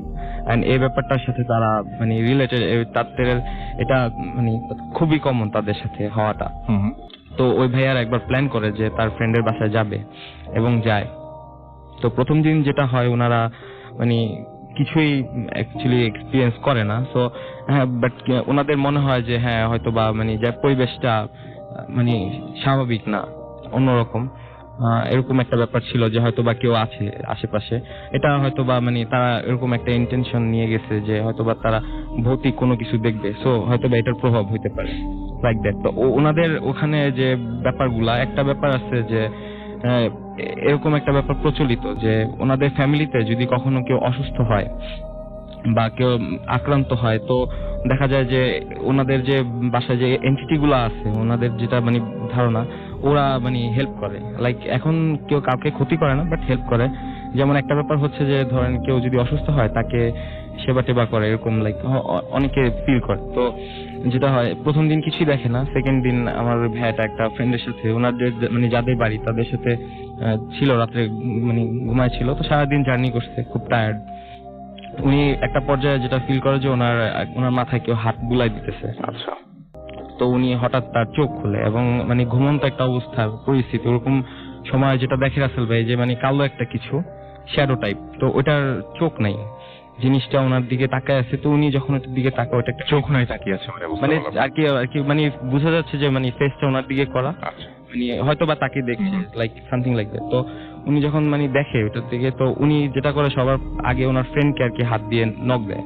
তো নক দেওয়ার পর ওনার ফ্রেন্ড মানে বুঝতে পারে ব্যাপারটা, তো তখন তারা দুজনে উঠে বসার পরে যখন উনি আর কি দেখা যায় আমার পাশে দেখো কিছু একটা আমি এরকম দেখছি, তো তখন অতক্ষণে ওই জিনিসটা ছিল না। আর রাসেল ভাই উনি যেটা বলেন যে ওনার মনে হয়েছে যে ওই জিনিসটা ফ্লোট করতেছে সামথিং লাইক দ্যাট। তো তখন তার ফ্রেন্ড এই ব্যাপারটা বুঝে, তো বোঝার পরে বলে যে উনি ছিল আর কি খাটের মানে বাইরের সাইডে, আর ওনার ফ্রেন্ড ছিল আর কি জানালার পাশে। তো তখন উনি বলে যে ঠিক আছে তুমি জায়গাটা আর কি রিপ্লেস করে শো আমার সাথে।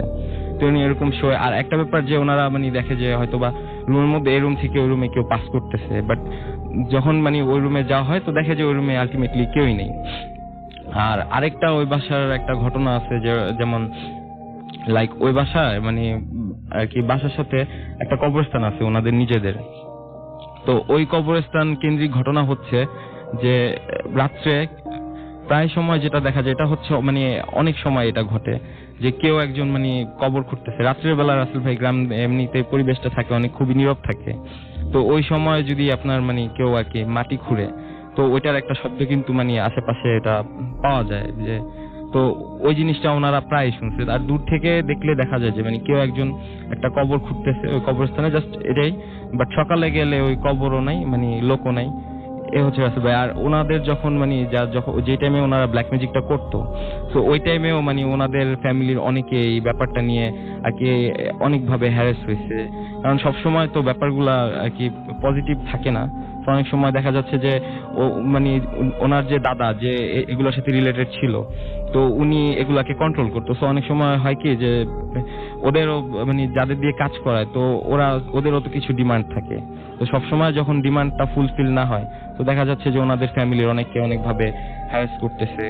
বা ওনার যে মানে আর কি ওনার এক ফুপু, উনিও এগুলার এন্টিটি দ্বারা কয়েকবার পজেসড হয়েছে। অনেক ধন্যবাদ আপনাকে আপনার ঘটনার জন্য। তো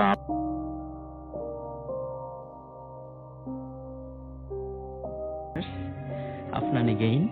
তো এখন যে ঘটনাটি বলতে যাচ্ছি সেটা যেই ভাই আমাকে বলেছেন আর কি, উনি পুলিশে চাকরি করেন। আচ্ছা। কিন্তু তার ডেজিগনেশন বলেন না, কোনো কিছু বলেন না। আমি তার নাম বা এলাকা সম্পূর্ণ কিছু হাইড বলেন করেই না। বলতে হবে, যেহেতু আমাকে উনি বলে দিয়েছেন এইভাবেই বলার জন্য আর কি। Thank you. তো উনি চাকরি ট্রেনিং শেষ করে প্রথম যেখানে গিয়ে যে এলাকাতে উনি জয়েন করেন, বাংলাদেশে একটি জেলায় উনি একটি জায়গায় জয়েন করেন, পুলিশের ঊর্ধ্বতন কর্মকর্তা হিসেবে উনি জয়েন করেন আর কি।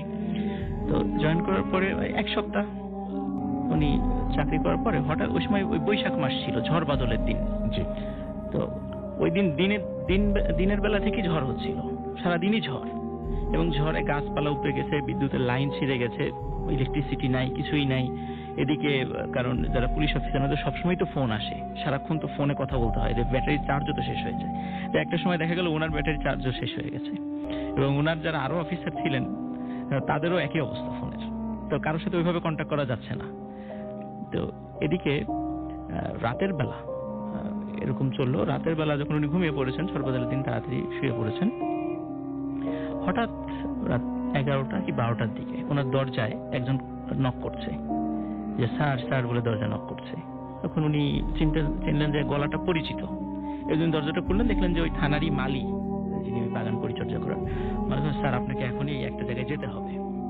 বলে কোথায় যেতে হবে? উনি একটা গ্রামের নাম বললেন। বলে আমি তো নতুন আসছি, আমি তো এই গ্রামটা চিনি না, তুমি আমার এসআইদেরকে বলো যে ওনারা যেন ওইখানে যান। বলে হ্যাঁ স্যার, একজন তো গেছেন, পুরো ফোর্স নিয়ে উনি সেখানে গেছেন, ওখানে একটা ডাবল মার্ডার হয়েছে, কিন্তু ওখানে আপনাকে একটু যেতে হবে পরিস্থিতি সামাল দেওয়ার জন্য। তখন উনি আবার চিন্তা করলেন যে ওনার যে ড্রাইভার সেও ছুটি নিয়েছে, এখন ওনাকে গাড়ি ড্রাইভ করতে যেতে হবে। এদিকে থানায় ওনার সাথে কাউকে নিয়ে যাবেন এমন অবস্থাও ছিল না ওই অবস্থায়, কারণ যেহেতু ঝড় বাদলের দিন অনেক জায়গায় ডাকাতি হওয়ার সম্ভাবনা থাকে, অনেক জায়গায় চলে গেছে আর কি। এজন্য আবার ওনাকে যেতেই হবে, যেহেতু খবর পাঠিয়েছে গুরুত্বপূর্ণ। তো উনি নিজেই ড্রাইভ করে, ওনার যে আর্মস ছিল উনি সাথে সাথে, অনেক গুরুত্বপূর্ণ না হলেও আমাদের মানে এই সমস্ত ক্ষেত্রে সবার আগে ওনারা এগিয়ে থাকেন সবসময়। তো উনি নিজের আর্মস নিয়ে গাড়ি নিয়ে নিজেই বের হন, কিন্তু উনি জানতেন না এলাকাটা কোথায়। মালি বলে দিয়েছে, মালিককে বলছে তুমি আসো। মালিক বলছে আমিও চিনি না, সুতরাং আমাকে নিয়ে লাভ হবে না, আপনি রাস্তায় কোনো একটা লোক পেলে তাকে নিয়ে যান বা শুনতে শুনতে চলে যান। উনি চিন্তা করছে এত রাত্রে আমি লোক পাবো কোথায়, উনি ওই চিন্তা, কিন্তু তারপরও সাহস করে বেরিয়ে গেলেন, কারণ পুলিশ তো স্বাভাবিক। সাহস তো থাকতেই হবে। হ্যাঁ, সাহস থাকতেই তো উনি হবে। গাড়ি নিয়ে বের হয়ে গেলেন আর কি। নিজেই ড্রাইভ করে নিজেই বের হয়ে ড্রাইভ করে বেরের সাথে যে প্রয়োজনীয় যেই আনুষঙ্গিক জিনিসপত্র আর্মস সেটা উনি নিলেন। নেওয়ার পরে হঠাৎ করে রাস্তার একটু বেশি গিয়ে রাস্তায় কেউই ছিল না, তো হঠাৎ করে একজন মুরব্বী দেখে দাঁড়িয়ে আছে। আচ্ছা। তখন গাড়ি থামিয়ে জিজ্ঞেস করলেন যে মুরব্বী আপনি কি ওই গ্রামটা চেনেন? বলে হ্যাঁ আমি চিনি, আমি ওর পাশেই, ওই গ্রামের পাশেই আমার বাড়ি, এরকম বললেন। তাহলে কি আপনি কি ওদিকে যাবেন? হ্যাঁ আমি ওদিকে যাবো। তাহলে আমাকে একটু ওই গ্রামটা চিনিয়ে দেন। বলে কোনো সমস্যা নেই। তখন মুরব্বীকে গাড়ির সামনেই বসালেন যাতে করে সহজেই দিক নির্দেশনা উনি পেতে পারেন। মুরব্বী গাড়িতে ওঠার পর বেশ গম্ভীর হয়ে বসে থাকলেন।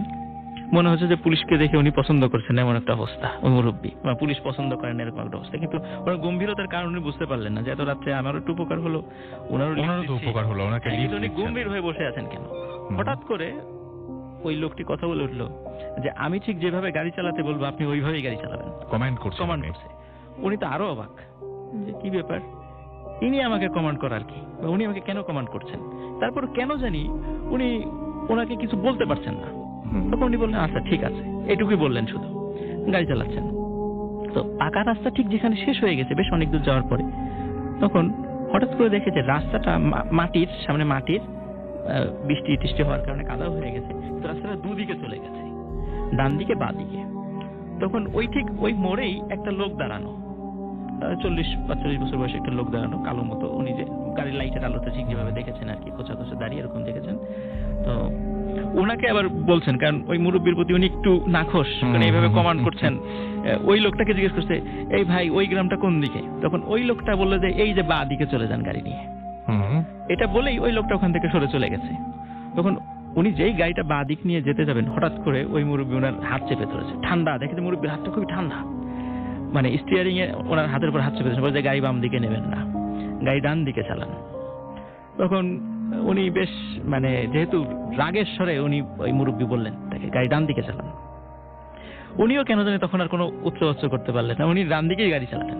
এবং ডান দিকে গাড়ি চালান মুরব্বী আরো কিছু আশ্চর্য কথা বললেন যে আমি যদি বলি যে মানুষের উপর দিয়ে গাড়ি নিয়ে যাবেন আপনি তাই নিবেন, আচ্ছা, আপনি গাড়ি থামাবেন না, আমি যেটা বলবো ওইটাই থামাবেন, আপনি করবেন, আপনি কোনো মতে গাড়ি থামাবেন না। তখন উনি বলছেন কেন, কি সমস্যা? বলে যে সেটা আপনি পরে বুঝবেন, এখন চলেন। বেশ খানিকটা রাস্তা তো কাদা হয়ে গেছে, গাড়ি তো জোরে চালানো যাচ্ছে না।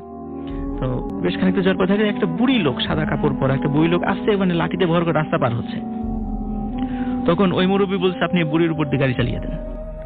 তখন ওই লোকটা বলছে আপনার কি মাথা খারাপ? আমি আইনের লোক, আমি কিভাবে একটা মানুষের উপর গাড়ি চালাবো? না, এটা সম্ভব না। তখন উনি গাড়িটা থামালেন। তখন দেখলেন বুড়ি কোনো মানে একটা গাড়ি যে সামনে দাঁড়ালো, সামনে লাইট জ্বলছে, বুড়ির কোনো ভ্রুক্ষেপ নাই। বুড়ি রাস্তাটা পার হয়ে ঠিক রাস্তার নিচ দিয়ে ওই মাঠের ভিতরে চলে গেলেন। অবাক কাণ্ড, মাঠে কিছু দেখা যাচ্ছে না, ধান ক্ষেত, ওদিকে উনি কেন যাবেন? লোকালয় নাই। পুলিশ অফিসার অবাক হলেন। তখন উনি মানে একটু মানে সন্দেহ করলেন যে আসলে ঘটনাটা কি। তখন আবার উনি গাড়ি চালানো শুরু করলেন। বেশ আরো খানিক দূর আগানোর পরে হঠাৎ করে দেখেন বড় আকৃতির একটা কুকুর, অস্বাভাবিক রকমের বড়, পুরা রাস্তা জুড়ে শুয়ে আছে, মনে হয় যে সামনে যেতে দেবে না। তখন ওই মুরব্বী বললেন যে আপনি এই কুকুরটার উপর দিয়ে গাড়ি চালিয়ে দেন, এখন আর থামবেন না। তখন উনি আর 7-5 না ভেবে মানে কুকুরের উপর দিয়ে গাড়ি চালিয়ে দিয়েছে। কিন্তু কুকুরের উপর দিয়ে গাড়ি চালানো স্বাভাবিক, পুলিশ মানুষ তো, কারণ ওনারাও মানে ইচ্ছা করে কাউকেই মারবেন না, স্বাভাবিক। বেশ খানিকটা গাড়ি আগে যাওয়ার পরে উনি গাড়িটা থামিয়ে গাড়ির পিছন দিকে তাকালেন যে আসলে কুকুরটার কি অবস্থা। পরে উনি দেখলেন কুকুরটা ঠিক যেভাবে বসেছিল ওইভাবেই বসে আছে, ওর শরীরে কোনো রক্ত নাই, কিছু নাই, বরং কুকুরটা গাড়ির দিকে তাকিয়ে আছে, ওর মাথাটা পাকা গাড়ি এবং ওর চোখটা অস্বাভাবিক রকমের লাল জল করছে। তখন উনি বুঝলেন সামথিং রং, কোনো ঝামেলা আছে। তখন মুরব্বী বলছিল যে আপনাকে আমি বারবার বলছি গাড়ি থামাবেন না, তারপর আপনি কেন থামাচ্ছেন গাড়ি? আপনি চালান, গাড়ি চালান। তখন উনি আর কোনো কথা বললেন না, উনি ঠিক যেভাবে ইনস্ট্রাকশন দিচ্ছেন ওইভাবেই গাড়ি চালাচ্ছেন। গাড়ি চালানোর পরে বেশ খানিকক্ষণ পরে দেখলেন উনি পাকা রাস্তায় চলে আসছেন। পাকা রাস্তায় চলে আসার পরে বলছে কি ব্যাপার, এই গ্রামটা কোথায়? বলে চলেন আপনি গাড়ি চালাতে থাকেন। চালাতে চালাতে হঠাৎ করে আবিষ্কার করলেন যে উনি আসলে থানার সামনেই আছেন। তখন ওই ভদ্রলোক কোথায়? পাশে যে, এবং হঠাৎ করে উনিও খেয়াল করছেন যে পাশে ওই ভদ্রলোকটা নাই। আচ্ছা, উনি তখন আরো এখন কি ব্যাপারে, এই লোকটা কোথায় গেল? গাড়িতে উনি তো মুরব্বী লোক, থামান নাই, এর ভিতরে উনি কিভাবে? জানালা দিয়ে তাহলে আমার পাশেই আছে, আমি খেয়াল করলাম না, হঠাৎ করে উনি চলে গেলেন। খুবই অবাক হলেন। যাই হোক, বেশ একটু ওই সময় একটু বেশ মানে হালকা একটু ভয়ও পেলেন। তখন উনি থানায় গাড়ি নিয়ে গেলেন। তারপর উনি বাসায় গিয়ে সারা রাত ঘুমাতে পারেনি, খুব বুঝছেন তো যে কি হলো, এতক্ষণ কি ঘটলো আমার এটা সাথে? বিস্ময়ের ব্যাপার বিস্ময়কর একটা, ব্যাপার। হ্যাঁ। একটা মানুষ নাই সাথে, যারা সাথে যাদেরকে দেখলাম সবই বিস্ময়কর ব্যাপার। তো পরের দিন সকালবেলা ওই মালি যখন এসেছে থানায়, তখন তাকে বলে, কি ব্যাপার তুমি রাত্রে আমাকে যেতে বললা, ঘটনা কি? তুমি যেখানে যেতে বলছো আমি তো সেখানে মানে সেই গ্রামেই যেতে পারলাম না। বলে, কই স্যার, আমি তো রাত্রে আসি নাই থানায়, হুম। এমনি বলছে। উনি তো আরো অবাক, কি ব্যাপার? বলে, তুমি আমাকে বললা যে অমুক এসআই গেছে ফোর্স নিয়ে অমুক জায়গায়, অমুক গ্রামে 2টা মার্ডার হয়েছে। বলে যে না, ওই এসআই তখন পাশে ছিল। তখন বলছে, কই স্যার, আমি তো যাই নাই, আমি তো ইমার্জেন্সি ডিউটিতে অন্য জায়গায় গিয়েছি, আমি তো যাইনি। তখন ওই মালি বলছে, স্যার কোন গ্রামের নামটা বললেন, আবার একটু বলবেন? তখন উনি বলছে যে তুমি তো আমাকে এই গ্রামের নাম বলেছিলা, ওই গ্রামের নামটা বললো। বলে, স্যার আপনার কোথাও ভুল হচ্ছে, এই নামে তো এখানে গ্রাম আছে বটে, কিন্তু সেখানে তো কোনো মানুষ থাকে না।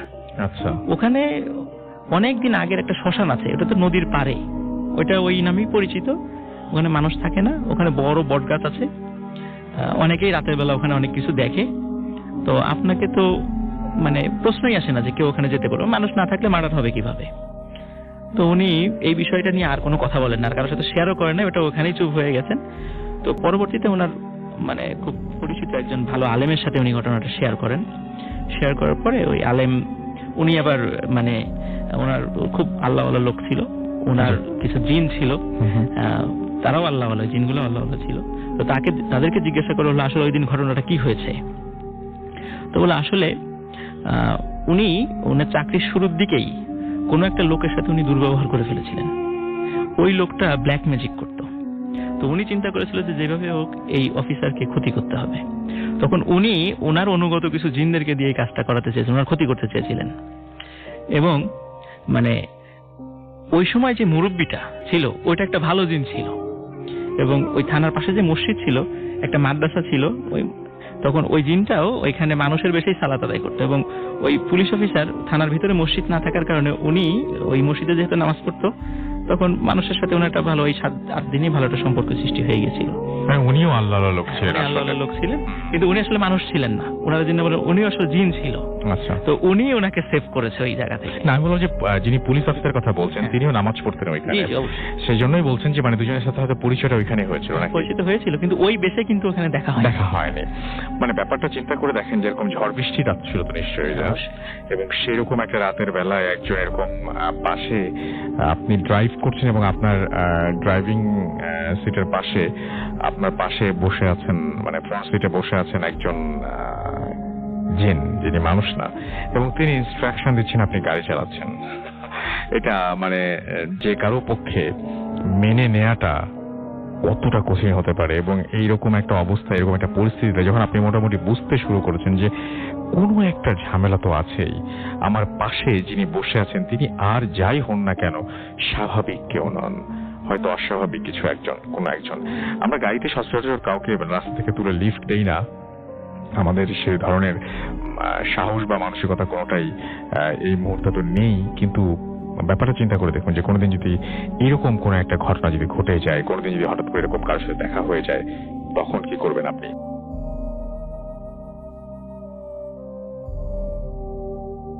কথা বললাম ওনাদের ওইখানে যেটা হয়েছে যে প্রচুর রকমের ইনসিডেন্টস হতো। চন্দনেশ বর্মা বোধহয় ওনাদের ওই জায়গাটার নাম, প্রচুর প্রচুর বাজে ধরনের ইনসিডেন্টস হতো। তো একটা সময় সবকিছু আস্তে আস্তে কমেন্ট কোয়াইট হতে থাকে সময়ের সাথে সাথে। আমরা ওনাদের বাসাটায় যাই, ওনাদের ঘটনা রেগুলার, ওনাদের বাড়িতে বা আশেপাশে রেগুলার এমন কিছু ঘটনা, মানে যেটা মানে আমরা মুড়ি ভাত খাওয়ার মতো যে একদম রেগুলার সোজা একটা ঘটনা। হ্যাঁ, এটা এরকমই। আমরা গিয়েছি এই লাস্ট ডিসেম্বরে গেলাম, আপনার 20-22 তারিখের দিকে হবে বা 16-17 তারিখ এরকম হবে। আচ্ছা। হ্যাঁ, 16 তারিখে, যেহেতু আঙ্কেলের আপনার মৃত্যুবার্ষিকী ছিল 16-17 তারিখের দিকে। এই সময়টাতে বৃষ্টি, হঠাৎ করে এই শীতের রাতে বৃষ্টি। তো তার আগে আমাদের ফিক্স ছিল দ্যাট ওয়াজ ফ্রাইডে ভূতের ফিল্ম শুনবো। তো একটা প্ল্যানিং ছিল যে আমরা আজকে বারবিকিউ করবো and in the meantime আমরা প্রোগ্রামও শুনবো। আচ্ছা। তো তার আগে থেকেই প্রিপারেশন নেওয়া, 10:30-11টার মধ্যে মোটামুটি সবকিছু হয়ে যায়। তো ওর একটা ভাস্তি ছিল, এ খুব বেশি পেইন করছে, মানে আমরা গেছি পর থেকেই আমাদের পিছিয়ে লেগে আছে। একটা সময় ও আমাদেরকে বলছে, আন্টি এটা করেন, আন্টি ওইটা করেন। ওকে ব্যস্ত রাখার জন্য সেই 2 তলা থেকে বারবার বলছে এটা নিয়ে আসো, এটা নিয়ে আসো। মানে ওকে বারবার শুধু এটা যে বলার পরে সে একটা কাজই করেছে, সেটা হচ্ছে তেল আনতে বলা হয়েছে। আমরা আচ্ছা। চিকেন করছিলাম আর কিছু ওদের পুকুর থেকে ধরা মাছ ছিল, তো গ্রিল করবে মাছগুলো। তো ওকে বললাম যে তুমি তেল নিয়ে আসো, এবং সে নিয়েও এসছে। ভাজা টাজা মোটামুটি প্রিপেয়ার্ড, মোটামুটি শেষ পর্যায়ে আমি নিচে নামলাম। নিচে ছাদ থেকে নেমে আমার বলছে যে আন্টি মাছের তো শর্ট আছে, চলো আমরা আর কিছু মাছ ধরে নিয়ে আসি। আচ্ছা। তো বললাম বাচ্চা মানুষ হয়তো কথার ছলে এমনি হয়তো বলছে। তাও আমি পুকুরের পাশটাতেই গেলাম, এমনি দাঁড়ালাম, জাস্ট কোনো কিছুই না। দাঁড়ানোর পরে সে আমার হাত ধরে টানছে যে আন্টি আসেন না আসেন না। তো প্রচন্ড অনেকক্ষণ ধরে ওর ঘ্যান ঘ্যানানো সহ্য করছি। একটা সময় ঝাড়া দিলাম। ঝাড়া দেওয়ার পরে আমি দেখলাম যেটা ও আপনার লাইটের আলোতে যতই দেখা যাচ্ছে যে ও আপনার পুকুরটাতে ঝাঁপ দিল এই 11:30টার রাতে, শীতের রাতে ঝাঁপ দিয়ে রাস্তা পুকুরের ওই পারে যেয়ে খুব বড় বড় করে তাকিয়ে আছে। আচ্ছা। তাকিয়ে ঘাড় ঘুরে চলে গেছে। আমি যে তখন চিৎকার দিব বা আমার আসলে কি করা উচিত আমি আপনি বুঝতে পারছেন না। কিন্তু কোনো মতে আমি just ওদের ওই এত বড় উঠোনটা পার হয়ে ঘরে এসে তখন আমি চিৎকারটা দিই। আচ্ছা আচ্ছা তো সবাই চলে আসে, আমার চিৎকার শুনে সব নেমে আসে। উপর থেকে ফুয়াদ ছিল, তানিয়া, পুষ্পাপু, ওরা সব চলে আসে। তো পুষ্পাপু আমাকে ঝাঁকাচ্ছে যে কি হয়েছে কি হয়েছে। একটু ধাতস্থ হয়ে তখন আমি বললাম যে এই ওর নাম বোধহয় পুতুল ছিল, যে ও কোথায়। তো বললো ও তো ঘুমাচ্ছে, সেই 7টা থেকে 6টা থেকেই ঘুম। কারণ অত রাতে তার জেগে থাকার মানে তার পক্ষে ইম্পসিবল একটা ব্যাপার। আমি বিশ্বাস করছি না যে দেখি সে সত্যি সত্যিই ঘুম। আচ্ছা। তাহলে আমার কথা যে আমাদেরকে তেলটা নিয়ে আসলো, সেখানে আমি একা ছিলাম না। আপু তেলগুলো দিচ্ছে, ফুয়াদ ফ্রাই করছে, মানে গ্রিল করছে, আমার কাজিন ছিল, সবাই ছিলাম। তো তেলটা নিয়ে আসলো কে এখানে? সেটাই তো। আচ্ছা, তো এটা গেল। তো এটা নিয়ে তার খুব একটা মাথা ব্যথা করলো না, কিন্তু আমাদের এখন তারপর আমি ভীষণ মানে চোখের সামনে দেখা ভূত দেখিনি, বাট একটা খুব বাজে ঘটনা ফিল করলাম। আমি দেখেছি উপরে যাওয়ার আর এনার্জি বা শক্তি সাহস কোনোটাই ছিল না। এবং ওদের উপরে দুটো রুম, একটা রুম করে, সেটা হচ্ছে ওই আমার ফ্রেন্ডের ভাইয়ের বিয়ে হবে কিছুদিন পরে, আগ হয়ে গেছে, বিয়ে মানে বউ তুলে নিয়ে আসবে। তো ওরা ওই রুমের মিলাদ টিলাদ কিছুই পড়ানো হয় নাই, সিলে কোঠায় রুম যেটাকে বলে। তো ওই রুমে বসে ওরা সবাই প্রোগ্রাম শুনবে। ওরা চলে গেছে, ওই রুমে চলে গেছে। এখন ওই গ্রিলের বাটি বা মাছের যে বাটিটা সেটা খুঁজছে, সেটা পাচ্ছে না, ওইটা নাই। তো ওরা হয়তো ভাবছে যে আমাদের মধ্যেই কেউ সরায় ফেলেছে বা দুষ্টামি করেছে, হতেই পারে। ওরা প্রোগ্রাম শুনছে, একটা পর্যায়ে তখন অলমোস্ট হয়তো 12:30 1টা বেজে গেছে। আন্টির সাথে আমি আর উপরে না যেয়ে আন্টির পাশে খাটে শুয়ে আমি আধা চোখ বোঝা অবস্থায় মানে ভূত এফএম শোনার মানে ওই সাহসটুকু আর হচ্ছে না। উনিও অলমোস্ট ঘুমিয়ে গেছে, ঘুম। আমি শুয়ে আছি আন্টির পাশে। তো হঠাৎ কারেন্ট চলে গেছে, এর মধ্যে পল্লী বিদ্যুৎ চলে গেছে। তো আমি কোনো মতো লাইট একটা চার্জার জ্বালানো, আমি খেয়াল করছি যে কি হচ্ছে। ওরা সবাই উপরে হাসাহাসি করছে, শুনতে পাচ্ছি। শীতের রাত, আর গ্রামে তো এমনিই অনেকটা স্তব্ধ থাকে সবকিছু। একটা সময় দেখি ওদের ডাইনিং এর ওই পাশটা থেকে যে রুমটা যে কেউ গেলে একটা এক্সিস্টেন্স ফিল করে, ওই পাশে জানালাটা খোলা, ওই জানালাটা দিয়ে ও বলছে আন্টি এই যে মাছের বাটি। খুব নর্মালি পুতুল ভাবে বলছে যে আন্টি এই যে মাছের বাটি। আমি আন্টিকে, আমার পাশে যে আন্টি, তাকে আমি ডাক না দিয়ে হাতটা মনে খুব শক্ত করে চেপে ধরতে ধরতে উনি একটা সময় মানে বুঝতে পারে এবং উনি জেগে যায়। জেগে যেয়ে কোনো মতো উনি জাস্ট আমার চোখটা ঢাকে, মানে আমার মুখটাকে আড়াল করে যে আমি ওদিকে যেতে না তাকি। তো দুটো পরে এরপরে উনি লাইট টাইট উঠে আরো মোম টোম জ্বালায়, কারেন্ট ছিল না। আমার চিৎকার চেঁচামেচিতে ওরাও নেমে আসে, ওরা সবাই নেমে আসে। আপু আবার কি হলো তোর? তো এই যে ব্যাপারটা যে ও মাছের বাটি খুঁজছে, মানে একবার চোখের সামনে দেখলাম। এবং ওই টাইমে আন্টি এশিওর করলো যে মাছে তোমাদের তেল নিতে কেউ আসে নাই। আচ্ছা। তাহলে তেল ছাড়া এই বারবিকিউজ এন্ড গ্রিল ফিশ গ্রিল গুলো কিভাবে হলো? সবচেয়ে অদ্ভুত বিষয় হচ্ছে এটা। আর ছবি আমরা তুলেছি, সবাই তুলেছি। তখন ও ওইখানে প্রেজেন্ট নাই। তো ও ঘুমাচ্ছে, সেই মেয়ে ছোট থেকেই ঘুমাচ্ছে। আর যে রুমটার কথা বললাম, ছাদে যে রুমটা করেছে, ওদের বাসাটা মানে ওই মাওলানা আসাদুজ্জামান ইসলামাবাদী, উনি বলেছে যে তোমার এখানে হাজার ওই ঘর বন্ধ, ব্যারিকেড দেওয়া, কিছুতেই কোনো কাজ হবে না। আসলে ওই জায়গাটা এতটাই এরকম ছিল। ওদের ছাদের উপরে যে নতুন ঘর করেছে, নতুন বউ নিয়ে আসবে, এটা নিয়ে পরে আমরা আরো কিছু ভয়ঙ্কর ঘটনা এক্সপিরিয়েন্স করি, যেটা ফুয়াদ বলবে। তো আর এই রুমটার কথা যেটা বললাম যে ডাইনিং রুমটা, এই রুমটাতে আপনি আমি যে কেউ যে যদি পায়ের নিচে ফাঁপা কিছু থাকে সেটা কিন্তু একরকম ফিল রেজাল্ট হয়, যে ঠকঠক এক ধরনের শব্দ হয়, বাট ওই রুমটাতে আপনি হাঁটলে বুঝবেন যে ইটস জাম্পিং। আচ্ছা হ্যাঁ, আচ্ছা এটা এবং এর উপরে 2 তলা আছে, মানে 1 তলা ওদের করা আছে, তাই যদি হয় এটা দেবেও যায় নাই শুধু ওই রুমটাতে। আচ্ছা এবং ওদের ড্রয়িং রুমে যে ওদের কাচারি ঘর যেটা ছিল ওর দাদা বা ওর বাবার সময় যে ঘরটাতে আপনার লোকজন আসতো, ওই রুমটা দিয়ে হেঁটে বের হওয়ার সময় এক ধরনের একটা ভয় টাইপ, মানে কেমন যেন একটা ফিল হয়। এদের ঘরের দরজা জানালা গুনতেই শেষ, দরজাগুলো নিশ্চয়ই কোনো কারণে দেওয়া হয়েছে, এটা যে কেউ ফিল করতে পারবে যে ওই ঘরটাতে দাঁড়ালে যে একটা বাম্পি ফিল হয়, ইটস নট ফাঁপা বা এই ধরনের কিছু, ওই একটা রুমে। এই ছিল ঘটনাটা। রাসেল ভাই, হ্যালো লিসেনার্স, আপনার এগেইন।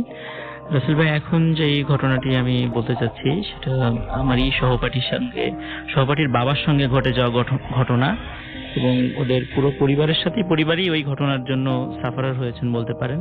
এবং ঘটনাটি আমার কাছে খুবই মানে ভয়ের না, এটা আমার কাছে খুব দুঃখ লেগেছে আর কি, যেটা আমি শেয়ার করতে চাই। আমার ওই ফ্রেন্ডের বাবা, ওনার বিয়ের হয়তো 2 থেকে 3 বছর আগে এই ঘটনাটি ঘটে আর কি। তো ওর কাছ থেকে আমি যেভাবে শুনেছি সেভাবেই বলতে যাচ্ছি ঘটনাটি। উনি খুব সাহসী লোক ছিলেন, উনি কোনো কিছু ভয় পেতেন না, মানে রাতের বেলা চলাফেরা করতেও কোনো ভয়টাই পেতেন না, এই জিন ভূতে এইসবে উনি বিশ্বাস ওইভাবে করতেন না। তো ওনার বাসা বাংলা মোটরে ছিল আর কি, এখন ওনার পরিবার বাংলা মোটরে বসবাস করেন। তো ওনার পাশের এক প্রতিবেশী মহিলা একদিন ওনাকে এসে খুব করে রিকোয়েস্ট করে বলতেছে যে ভাই, আপনি জানেন যে আমার অনেকদিন বিয়ে হয়েছে কিন্তু সন্তান হয় না। তো আমার একজন কবিরাজ বলেছে যে এক বাবার এক সন্তান, ছেলে সন্তান যদি মারা যায়, তো যেদিন মারা যায় ওই দিনই যদি তার কবর থেকে এক মুঠো মাটি নিয়ে আসা যায় রাতের বেলা একা গিয়ে, তবে ওই মাটি দিয়ে উনি একটা ব্যবস্থা করবেন বা তদবির করবেন, যার মাধ্যমে উনি মানে সন্তান লাভ করতে পারেন। কিন্তু কাজটা তো আমার কাছে ভালো লাগলো না, মানে কাজটা মনে হয় ঠিক না। অবশ্যই এটা ঠিক না, কিন্তু উনি চিন্তা করলেন আমার ফ্রেন্ডের আব্বা যে একজন মানুষের উপকার হবে, এতদিন ধরে বিয়ে হয়েছে সন্তান হয় না, যদি আমার একটু কষ্টের দ্বারা একজনের উপকার হয় তো ক্ষতি কি।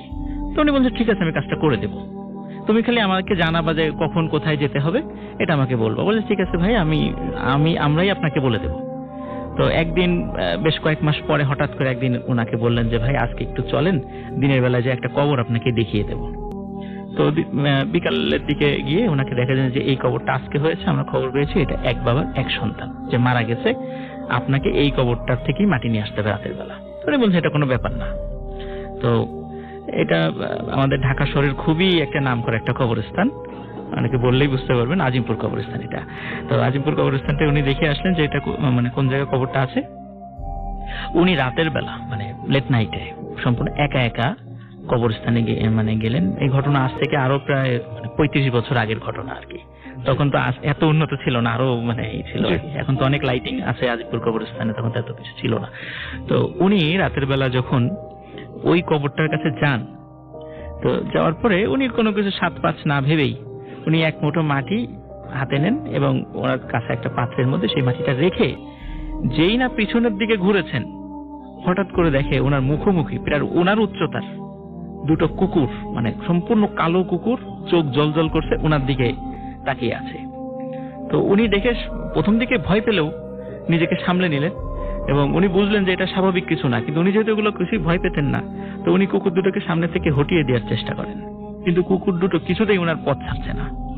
তো অবশেষে উনি একটু পিছন দিকে গিয়ে একটা গাছ থেকে ডাল ভেঙে নিয়ে এসে ওই কুকুর দুটোকে তাড়া করেন। তো অনেকক্ষণ যাবৎ কুকুর দুটোকে তাড়া করলো, কুকুর দুটো বারবার ওনার পায়ের দিকে এসে ওনাকে জড়িয়ে ধরার চেষ্টা করছেন, কিছুতেই ওই মাটিটা ওরা নিতে দেবে না। তো উনি কোনো কিছুই করলেন না, কুকুর দুটোকে বেশ অনেকে লাঠি দিয়ে আঘাতও করেন উনি। তারপরে উনি ওই মাটিটা নিয়ে চলে আসেন, ওখান থেকে চলে আসার পরে উনি ওই মাটিটা ওই মহিলাকে দেন।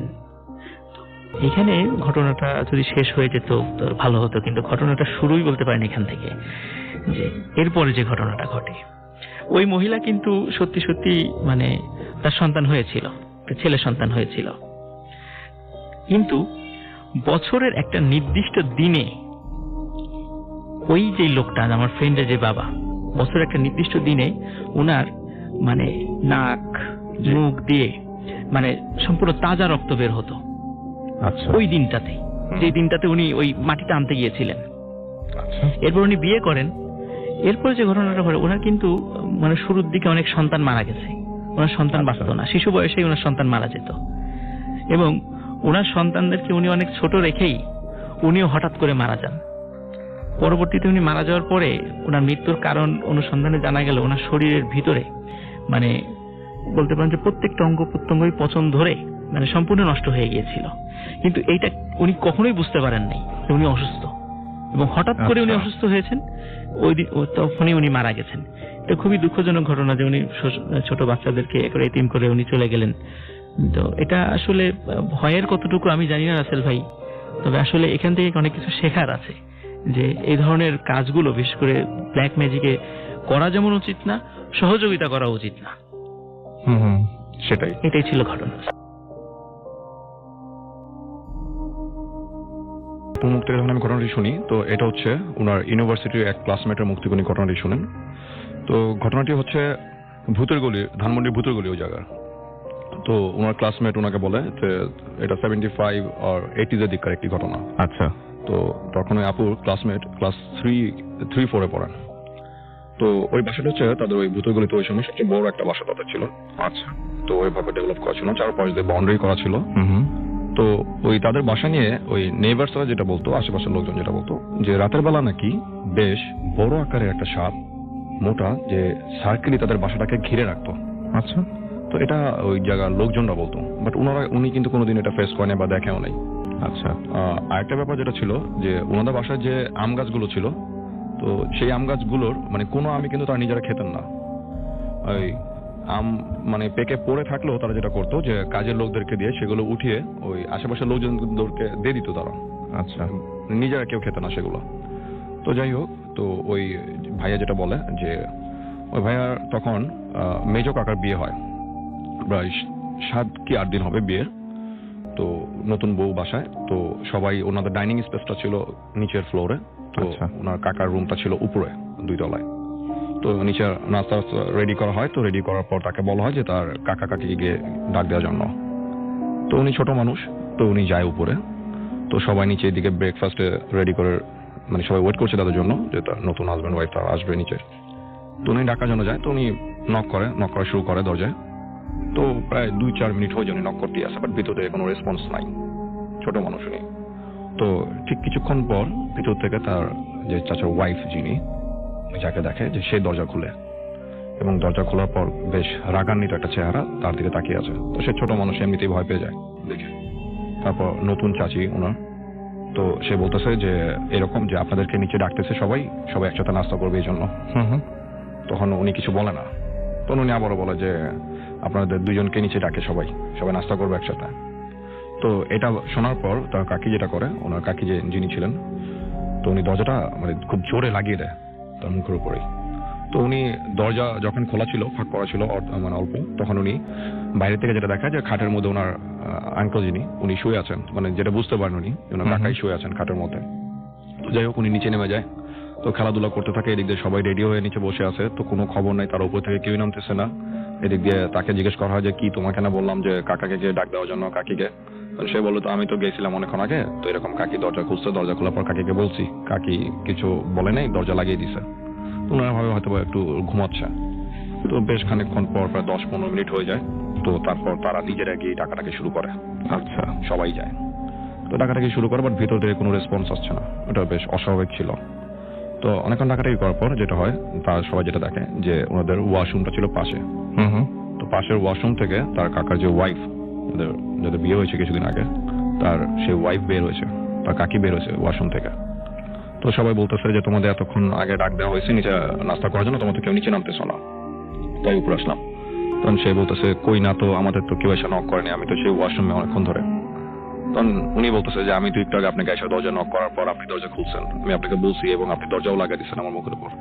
তখন কিন্তু রাসেল ভাই সে দিব্যি বলে যে আমি ওয়াশরুমে ছিলাম, তোমার সাথে আমার দেখাই হয় নাই। তো যাই হোক ওনারা মানে এটাকে সিরিয়াসলি নেয়নি, ভাবে নর্মালি মনে হয়তো বা ভুল দেখছে বা ছোট মানুষ। তো ওনারা দরজা নক করা শুরু করে, তো দেখে যে দরজার ভিতর থেকে লক। তো অনেকক্ষণ মানে দরজা বাইরে থেকে ধাক্কা থেকে গড়া পেটানো হয়, বাট ভিতরে কোনো রেসপন্স আসতেছে না। কাকা স্টিল ভিতরেই, রুমের ভিতরেই। তো অনেকক্ষণ নক করার পর যেহেতু দরজা খুলতেছে না, তখন তারা যেটা করে দরজা ভেঙে ফেলে সবাই মিলে। দরজা ভাঙার পর তারা যেটা দেখে সেটা খুবই উইয়ার্ড ছিল, যে ওনার যে কাকা যাকে উনি দেখেছেন খাটে শুয়ে আছে, তার 2 হাত খাটের সাথে বাঁধা, দড়ি দিয়ে বাঁধা রুমের মধ্যে। এবং রুমের যে ফার্নিচার গুলো ছিল সেগুলো তছনছ অবস্থায় ছিল। মানে মনে হচ্ছে যে 8-10 জন মানুষ মিলে যদি ভাঙচুর করে সেই ফার্নিচার গুলোকে যেরকম হবে স্ট্রাকচার, ঠিক ওই রকম একটা স্ট্রাকচার। পুরো রুম উলট পালট হয়ে আছে। তো আর ওনার মুখ দিয়ে মানে লিকুইড টাইপ কিছু ফোম বেরোচ্ছে। তো মানে তখন তাকে সবাই মিলে ধরে হসপিটালাইজ করে। তো যখন উনি সুস্থ হয়, উনি সুস্থ হওয়ার পর ওনাকে জিজ্ঞেস করা হয় যে ওনার সাথে কি ঘটেছিল রুমের মধ্যে। আসলে উনি কিন্তু কিছুই বলতে পারে না, যে ওনার কিছু মনে নেই। ওনার জাস্ট এতটুকু মনে আছে যে ওনার ওয়াইফ রুম থেকে বের হয়ে যায় ওয়াশরুমে যাওয়ার জন্য, তারপর উনি আবারও ঘুমিয়েই পড়েন। আর তারপর যখন তার সেন্স ফিরে তখন উনি নিজেকে হসপিটালে আবিষ্কার করেন। তো এই ঘটনা ফেস করার পর এটা সবাই জানাজানি হয়, ওই জায়গার অনেকে জানে ঘটনাটা। তো তারপর থেকে কিন্তু আর কোনো কিছু ওনারা ফেস করেনি, বাট উনি এখনো ওই সংসারই করছেন ওনার ওয়াইফের সাথে। তারপর আর ওনার কোনো ধরনের কিছু এক্সপিরিয়েন্স করেনি। আচ্ছা, এটা ছিল ফার্স্ট ঘটনা।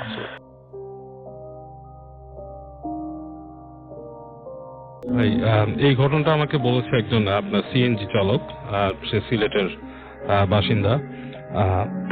সে বলে যে অনেক রাত পর্যন্ত সে আপনার সিএনজি চালায়। তো রাত হয়ে গেলে ওখানে সিএনজিটা নাকি বেশ নিরাপদ না আর কি। আচ্ছা, মানে আপনার মানে ছিনতাই হয় আর কি সিএনজির। তো সে আসলে, আমি অনেক রাতে তার সিএনজিতে উঠেছিলাম। তো সে আমাকে বললো, আমি বললাম যে রাত 11টা 11:30 তো কোনো রাত না, তো আপনি এত ভয় পাচ্ছেন কেন? তো সে বলতেছে যে আসলে স্যার আপনি কোথায়, আপনি তো আসছেন ঢাকা থেকে, ওইখানে হয়তো এটা রাত না, কিন্তু এখানে রাতের বেলা সমস্যা হয় ছিনতাই। বললাম যে ওকে, আপনার তো মনে হয় না আমি ছিনতাই করবো। না সেটা না, কিন্তু আমি যে যাবো ওখান থেকে আসবো সমস্যা। তো আমি বললাম যে কি কিছু দেখেন না নাকি, ভূত টুতের ভয় পান?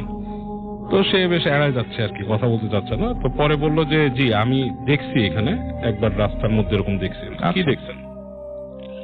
বলে যে আমি এরকম রাতের বেলা একটা প্যাসেঞ্জার নিয়েছিলাম, আপনার এয়ারপোর্টের ওখান থেকে উঠছে, জোর করে আমি থামতাম না, বলে জোর করেই আমাকে থামায় উঠছে। উঠে তারপরে আপনার আসতেছে, তো প্যাসেঞ্জার কথাবার্তা কম বলে, আসতেছে।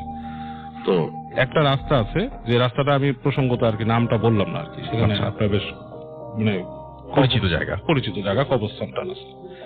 তো ওই জায়গাটা আর কি ঠিক করছে আর কি। তো আসতেছে, তো বলতেছে যে যখন নাকি সে কবরস্থানের কাছে আসে তখন তার কাছে মনে হয় যে সিএনজিটা একটু ঝাঁকি খাচ্ছে আর কি, মানে একটু মানে কেমন ইঞ্জিন করতেছে। তো একসময় কাশতে থেমে গেছে তার সিএনজিটা।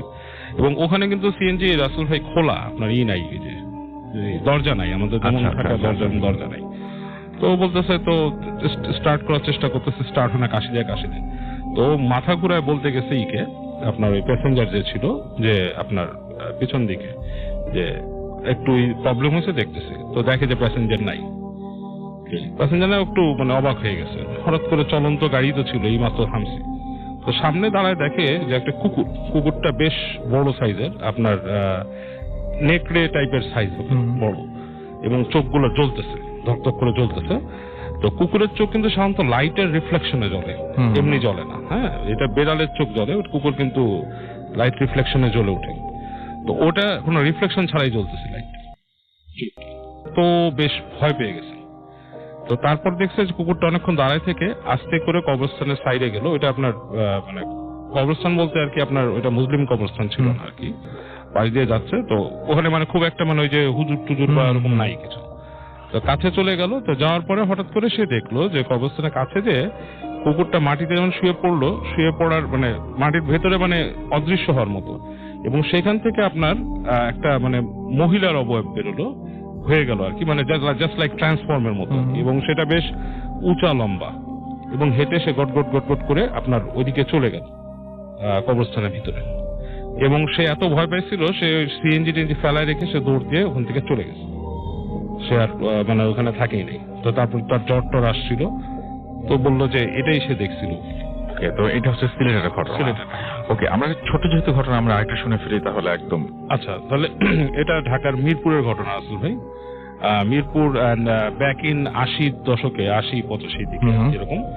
তো ওইখানে ইব্রাহিমপুর থেকে 14 নম্বর যাওয়ার পথে একটা রাস্তা ছিল বাঁকা।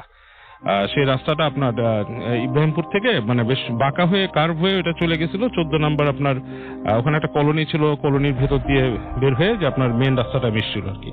এখন আছে কিনা আমি জানি না, আমি ওখানে যাই না অনেকদিন। তো ওখানে একটা বড় পুকুর ছিল, ঠিক আছে। তো সেই পুকুরের পাশটা মানে বেশ খোলামেলা, কোনো মানুষজন ছিল না। তো আমাদের এক পরিচিত আন্টি আর কি, উনি তখন প্রেগন্যান্ট, উনি রাতের বেলা ওখানে হাঁটতে বেরোত আর কি। রাতের বেলা ওনাকে ডাক্তার বলছিল যে হাঁটাহাঁটি করতে, উনি রাতের বেলা হাঁটতেন। তো একদিন রাতের বেলা উনি হাঁটতেছে ওখানে, তো ওনার সাথে ওনার কাজের মেয়ে ছিল। তো কাজের মেয়ে ওখানে বলছে যে কি জানি একটা সমস্যার কথা বলছে, বাসায় বসে বলছে যে খালাম্মা আমি একটু বাসার থেকে আসি। বলছে আচ্ছা ঠিক আছে। তো উনি বলছে ঠিক আছে, চলে যেতে বলছে। তো কাজের মেয়েটা চলে গেছে। তো উনিও আসলে প্রতিদিন হাঁটে, ওখানে উনি এত গায়ে মাখে নেই। তো উনি যখন পুকুরে পাড়িতে যাচ্ছে, এবং তখন কিন্তু রাসেল ভাই ওই ইব্রাহিমপুর বা মিরপুর ওই এলাকাগুলা ওই সময় মানে ইলেকট্রিসিটি থাকা সত্ত্বেও অন্ধকার থাকতো। আচ্ছা, তো উনি যখন নাকি পুকুরটাকে ক্রস করে গেছে, অনেক দূর চলে গেছে আর কি, যে মানে বেশ বড় পুকুর আর কি, দিঘি টাইপের। উনি যখন ব্যাক করে আসতেছে, তো দেখে পুকুরের মাঝামাঝি জায়গাটা মানে পাড়ে আর কি, পুকুরের মানে মধ্যবর্তী জায়গাটা আর কি, পুকুরের মাঝে না, পাড়ের মাঝখানে ওখানে একটা কিছু বসে আছে। তো সেটা মানে এরকম মাথা কুঁজা করে মানুষের মতো। আচ্ছা, তো উনি দেখে একটুখানি ওনার গা শিরশির করছে, মানে উনি চিন্তা করছে যে কি, মানে ওনার কাছে ঠিক কোয়াইট মানুষ মনে হয় নাই। তো উনি মানে এদিকে অন্ধকার, আপনার কারেন্ট টারেন্ট নাই, ওদিকে দূরে লাইট দেখা যাচ্ছে আর প্রচন্ড বাতাস হচ্ছে। তো আষ্টে একটা গন্ধ পাইছে উনি, মাছের আষ্টে টাইপের, ঠিক আছে। তো হঠাৎ করে দেখে যে ওই জিনিসটা ওনার দিকে ফিরে তাকাইছে। তো ওনার তখন রক্ত মানে জমে গেছে। আপনার ওই জিনিসটার মুখটা হচ্ছে অনেকটা আপনার লম্বা, মানে যে পাখির মুখ যেরকম হয়, ঠোঁট টাইপের এটা। এবং এই ধরনের জিনিসের নাম আমি আগে শুনছি রাসেল ভাই, ওই অঞ্চলে অনেকে এটাকে বলতো হোঙ্গা, আই ডোন্ট নো, মানে এটা মানে ওদের লোকাল নাম হবে হয়তো। যাই হোক, ওই জিনিসটা ওনার দিকে ফিরছে। তো তাকায় উনি দেখতেছে, উনি বুঝতেছে জিনিসটা ওনার দিকে তাকায় আছে, এবং ওনার নাকি গা শিরশির করা শুরু করছে, ওনার আপনার পেট শক্ত হয়ে গেছে। আচ্ছা, ওনার বেবি ছিল ওই সময় পেটে। তো উনি খুব ভয় পেয়ে গেছে। ভয় পাওয়ার পরও উনি তখন চিন্তা করছে নিজের বেবির কথা চিন্তা করে যে ওনার হাঁটতে হবে। উনি দোয়া পড়া শুরু করছে, হাঁটতেছে। তো উনি যখন দোয়া পড়ছে তখন উনি ওই জিনিসটাকে দেখতেছে না, বাট উনি বাতাস পাচ্ছে, মানে বেশ গাস্টি উইন্ড, এবং ওনার সামনে লাইক কয়েক ফিট দূরে বাতাসের আর কি সার্কেলিং লাইক টুইস্টার টাইপের ছোট ছোট বাতাসের হচ্ছে। আচ্ছা, তো এরকম করতে করতে ওনার বাসায় উনি পৌঁছালো। বাসায় পৌঁছানোর পর তো উনি খুব ভয় পাইছে এবং কাজের মেয়েকে খুঁজে পাইছে। এর মধ্যে ওই দিন রাতের বেলা বৃষ্টি হলো অনেক, এবং উনি যখন শুয়ে আছে তখন উনি দেখছে যে ওনার ওই বাসার মধ্যে কারেন্ট নাই, তো প্রচন্ড বৃষ্টি হচ্ছে। তো উনি নাকি দেখছে যে ওনার রুমের মধ্যে ছপ ছপ করে, বাসার ওই আঙ্কেল ছিল না, আঙ্কেল তখন বিজনেসের কাজে বাইরে ছিল। তো উনি দেখে যে বাসার মধ্যে ছপ ছপ করে শব্দ করে কি একটা আসছে। আচ্ছা, পাশ থেকে ছপ ছপ শব্দ হচ্ছে, এবং ঠিক কাছে এসে যখন দাঁড়াইছে ওই জিনিসটাই, এবং ওনার দিকে মানে বেশ নিচু হয়ে হাত দিতে গেছে ওনার গায়ে। তো উনি চিৎকার করে উঠছে। চিৎকার করে ওঠার পর কাজের মেয়ে আসছে, এবং নিচতলা একটা বুড়ি মহিলা ছিল, উনি আসছে। উনি এসে আপনার দোয়া দুধ পড়ছে, বলছে যে তুমি মনে হয় বাজে স্বপ্ন দেখছো বা বাইরে গেছিল, বাজে বাতাস টাতাস লাগছে। আশ্চর্যের বিষয় আসলে ভাই, ওনার রুমে যে ফ্লোর ছিল, ফ্লোর কিন্তু ভিজা ছিল। ইটস লাইক এ ফুটপ্রিন্ট টাইপের আর কি, মানে মনে হচ্ছে যে আমরা যেমন যে স্কুবা ডাইভিং যখন করে পায়ের মধ্যে এক ধরনের ফিং টাইপের পরে কিন্তু পায়, ঠিক আছে। আচ্ছা, ওরকম লম্বা লম্বা ফিং টাইপের ভিজা মানে দাগ ছিল, মনে হচ্ছে যে কেউ মপ দিয়ে কেউ টান দিচ্ছে জায়গাগুলো। এবং পরবর্তী জায়গাগুলো মুছে নেয়, ওই বুড়ি মহিলা দোয়াটা পড়ে, এবং ওনার অনেক তখন সমস্যা হয়, কমপ্লিকেসি হয় প্রেগনেন্সিতে বেশ। এবং উনি তারপর থেকে ওই স্বপ্নগুলো অনেকদিন দেখতো না। আচ্ছা, এবং মানে পরবর্তীতে এই জিনিসটা অন্য সময় সময় বাচ্চা হওয়ার পর বাচ্চাও ভয় পেত, হাতের মধ্যে তখন গুজুর টুজুর দিয়ে আপনার লাগাইছিল, তাবিজ লাগাইছিল। Okay, thank you very much. Thank you লিসেনারদেরকে ধন্যবাদ ভূত এফএমের সাথে থাকার জন্য। আমি প্রথম যেই ঘটনাটি শেয়ার করতে চাচ্ছি, এই ঘটনাটি আসলে আমি শুনেছি ফরিদপুর জেলার বোয়ালমারী উপজেলার শিরগ্রাম ইউনিয়নের পুথুলি নামক একটা গ্রাম থেকে। আমি 2000 সালের দিকে, আমি অনেক ছোট ছিলাম তখন, আমার এক মামার সাথে ওনাদের বাড়িতে বেড়াতে যাই। তো ওই সময়টা অবশ্য মানে বন্যার সময় ছিল না, কিন্তু উনি আমাকে ওই একটা জায়গাতে মানে আমাকে নিয়ে হাঁটছিলেন এবং বলছিলেন যে এই যে জায়গাটা দেখছো, এই জায়গাটি যখন বর্ষাকালে যখন নদীতে পানি আসে তখন এই জায়গাটা দেখে মনে হয় বিশাল এক সমুদ্রের মতো। দেখ, আমি তখন ওইখানে এত শুষ্ক অবস্থা থাকে এমনি সময় দেখে বোঝারই উপায় থাকে না যে তখন মানে বর্ষাকালে এখানে এরকম অবস্থা হয়। তো উনি আমাকে বললেন যে 88-র যে বন্যাটা হয়েছিল ওই সময় এখানে একটা অদ্ভুত রকমের ঘটনা আছে। তো আমি যে ঘটনাটি শুনেছিলাম সেটি আমি আপনাদেরকে বলতে চাচ্ছি। যেটি হচ্ছে 88-র বন্যা যখন হয়েছে তখন ওই এলাকা তো মানে সারা বাংলাদেশই তো মানে বন্যা কবলিত হয়ে গেছিল প্রায়। তো ওই এলাকাটিতে প্রচুর মাছ পাওয়া যেত, যেই অঞ্চলের ঠিক যেই স্থানটির কথা আমি বলছি ওই বন্যার সময় প্রচুর মাছ পাওয়া যেত। এই জন্য লোকে অনেকে মানে বিভিন্ন ধরনের জাল মানে মাছ ধরার যত ধরনের আইটেম আছে তো পুরো এলাকা জুড়ে বিভিন্ন জায়গায় জায়গায় সেটা ফিট করে রাখতো। তো হঠাৎ একদিন দেখা গেল সকালে যারা রাত্রে মাছ পেতে রাখে মানে ওই জিনিসগুলো পেতে রাখে জাল বা অন্য জিনিসগুলো, সকালে দেখে সব তছনছ করা, সবকিছু মানে অনেক দূরের থেকেও মানে তছনছ করা। সবাই খুব অবাক হয়ে যায় যে মনে করেন নিশ্চয়ই বড় আকৃতির কোনো মাছ হবে এটা।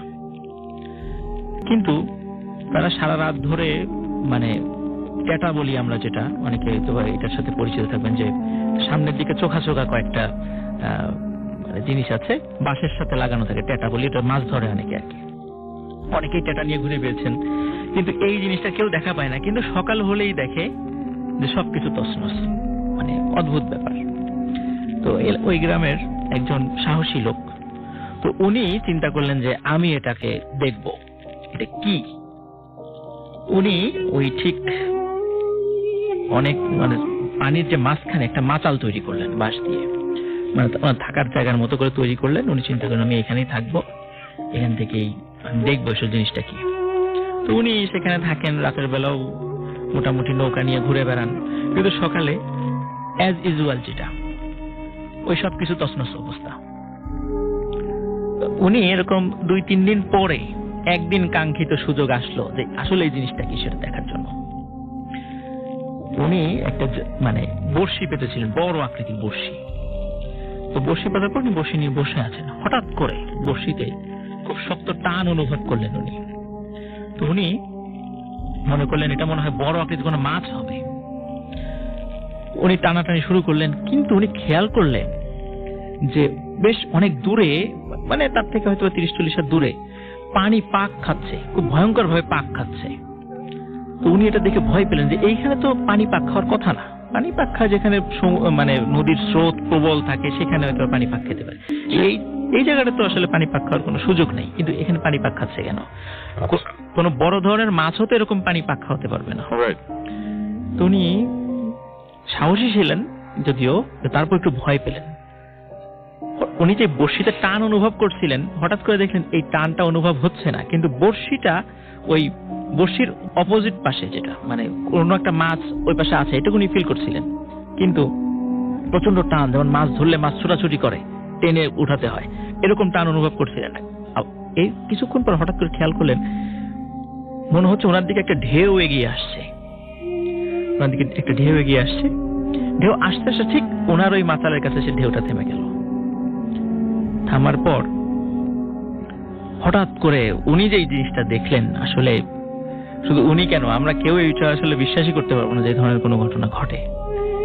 মানে হঠাৎ করে উনি দেখলেন পানির মধ্য থেকে বোয়াল মাছ আকৃতির, বিশাল আকৃতির একটা মাথা, মাছ কিন্তু আমাকে বলেছে বোয়াল মাছ আকৃতির, বোয়াল মাছ জাতীয় কিছু একটা হবে আর কি, বিশাল আকৃতির একটা বোয়াল মাছের মতো। সেটা উপরে মানে তার শরীরের একটা মানে অর্ধেক অংশ ভাসিয়ে ওই লোকটার মাথা বরাবর উঠে এসেছে। উঠে এসে তার দিকে তাকিয়ে খুবই বিদঘুটে মানে শব্দে হেসে দিয়েছে ওই মাছটি। আচ্ছা, আমি অবশ্যই এই ঘটনাটা বলতে বলিনি, আমি বলেছিলাম যে বন্যার সময় মাটি কাটার ঘটনাটা, আপনি মাছ ধরার ঘটনায় চলে গেছেন। এনিওয়েজ, আচ্ছা শেষ করে ফেলি আমরা এই ঘটনাটা। তো উনি ওই দৃশ্য দেখার পরে ওই মাছটি ওনাকে বলেছিল যে তুই তো আমাকেই ধরতে এসেছিস, আমাকেই দেখতে এসেছিলি, তো দেখা হয়েছে। তখন উনি আর কোনো কথা বলতে পারেনি, উনি ওইখানে ফেইন্ট হয়ে যান। পরদিন তো প্রচন্ড মানে জ্বর, কয়েকদিন টানা জ্বরে উনি লোকদেরকে বলেন যে এই ঘটনা এখানে ছিল। তো কয়েকদিন জ্বরের পরে উনি মারা যান, কিন্তু তারপরে কিন্তু ওইটাকে আর কখনো দেখা যায়নি। তো থ্যাংক ইউ ভেরি মাচ আপনার ঘটনার জন্য।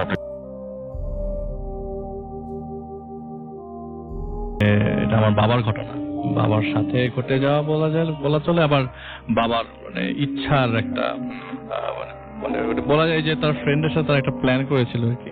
তার ফ্রেন্ড আগে এই ঘটনাটি বলে যে ঢাকার ভেতরে এরকম কিছু একটা হয়ে থাকে আর কি। তো আমার বাবা তা বলে যে ঠিক আছে আমি এরকম কিছু প্রত্যক্ষ করবো এবং সামনের থেকে প্রত্যক্ষ করবো। এটা আমি অনেক আগে আমার বাবার কাছে শুনেছিলাম। তো বাবাকে নিয়ে যাওয়া মানে ওইরকম একটা বাসা আছে যেখানে চিকিৎসা করা হয় আর কি। তো বাবার প্রথমে জিনিসটা একটু অবিশ্বাস্ত লাগলো, বলে যে ঠিক আছে এরকম হলে আমি দেখবো। তো তার বা ফ্রেন্ড তাকে নিয়ে যায় আর কি। সে যখন নটরডেমে পড়তেন তখন এই ঘটনাটি ঘটে আর কি। তো তার ফ্রেন্ড তাকে কমলাপুরে নেওয়ার পরে ওই জায়গা থেকে তাকে চোখ বেঁধে ফেলা হয় এবং যাতে সে অ্যাড্রেসটা কোনোভাবে আইডেন্টিফাই না করতে পারে আর কি। তো যখন তাকে ওই বাসাতে নিয়ে যাওয়া হয়, বাবা খালি বাসার ভিতরে নিজেকে ঢোকা অবস্থা পায়, কারণ বাবাকে আগেই বলে নিয়েছে যে তোকে ট্রাস্ট করতে হবে আমাকে। তো ওই বাসায় ঢোকার পরে রাসেল ভাই যেটা হচ্ছে যে সে বাবাকে একটি রুমে ঢোকানো হয়। রুমে ঢোকানোর পর দেখা যায় যে রোগীর কাজ হবে সেই রোগীটি বিছানায় শুয়ে আছে, তাকে হাতের মধ্যে সালাইন দেওয়া আছে আর কি। আরেকজন হুজুর জায়নামাজ বিছিয়ে বসে আছেন। তো বাবা আর তার ফ্রেন্ড আর এই দুইজন ছাড়া আর কেউ নাই। বাইরে কিন্তু রোগীর আত্মীয় স্বজন বসে আছে। তো হুজুর দরজা লাগিয়ে দিলেন এবং বললেন যে পানিটি সাথে রাখেন। আর পানিটি কিছুক্ষণ পর এই টাইমটায় যখন আপনি কিছু একটা সিগন্যাল পাবেন আমি আপনাকে বলে দিচ্ছি, এই সময় আমার শরীরে ছিটাবেন পানিটি। তো সে কি করলো, দরজা লাগিয়ে দিল এবং রুমের ভিতরে 1 ফোঁটা আলো, 1 ইঞ্চি আলো যাতে না ঢোকে এরকম টাইট করে দিয়ে দিলেন আর কি। এমনকি দরজার নিচে যেসব ফাঁকা থাকে এটি পর্যন্ত বন্ধ করে দেওয়া হয়।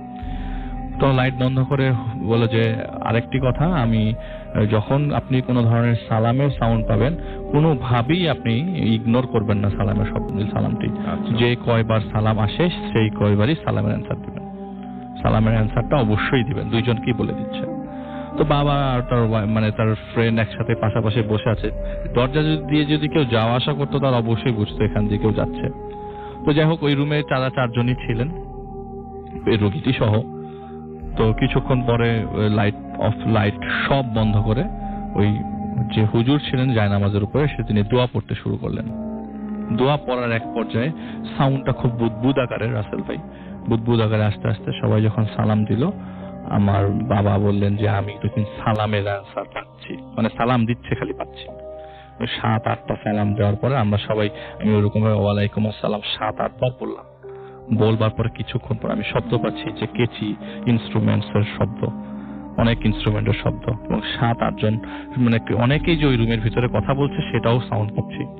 কিছুক্ষণ পরে কাজ হলো, প্রায় 10 থেকে 15 মিনিট কাজ শেষ হওয়ার পরে একটা সাউন্ড দিল, আবার আসসালামু আলাইকুমের সাউন্ড, এবং সবাই তিনি তারা দুইজন মিলে আবারও সালামের অ্যান্সার নেওয়ার পরে ওই পানি মানে লাইট জ্বালালেন। লাইট জ্বালানোর পর হুজুরের শরীরে পানি ছিটালেন এবং হুজুর যখন মানে আস্তে আস্তে সে জ্ঞান ফিরল আর হুজুর নিজেও অজ্ঞান অবস্থায় হুজুরের জ্ঞান ফিরল এবং দেখলো, তারা যেটা দেখলো যে খাটের উপরে অনেকগুলো ওষুধ পড়ে আছে।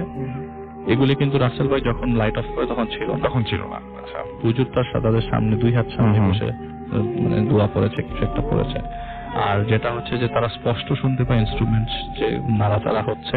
তো হুজুর যখন জিজ্ঞেস করলো যে এটা কিভাবে সম্ভব, এবং পেশেন্টের শরীরে কিন্তু রাসেল ভাই কাটার দাগ এবং সব জানতে পারে যে অ্যাপেন্ডিসেক্টমি, আমরা জানি অ্যাপেন্ডিসাইটিস হলে পেশেন্টের অবস্থা খুব খারাপ হয়। পেশেন্টকে অ্যাপেন্ডিসেক্টমি করে মানে জেনারেল অ্যানেস্থেসিয়া দিয়ে কাজ করে তারা চলে গেছে এবং পেশেন্ট সুস্থ অবস্থায় আছে। তাদের মানে এটা ওনার কথা আর কি, যে এরকম মানে কাজ আগে রাসেল ভাই হতো ঢাকা শহরে, এটা একদম চাক্ষুষ প্রমাণ আমার নিজের বাবা আর কি, যে এরকম অপারেশন হতো।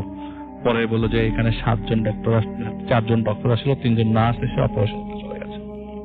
ওকে, so thank you very much Alif.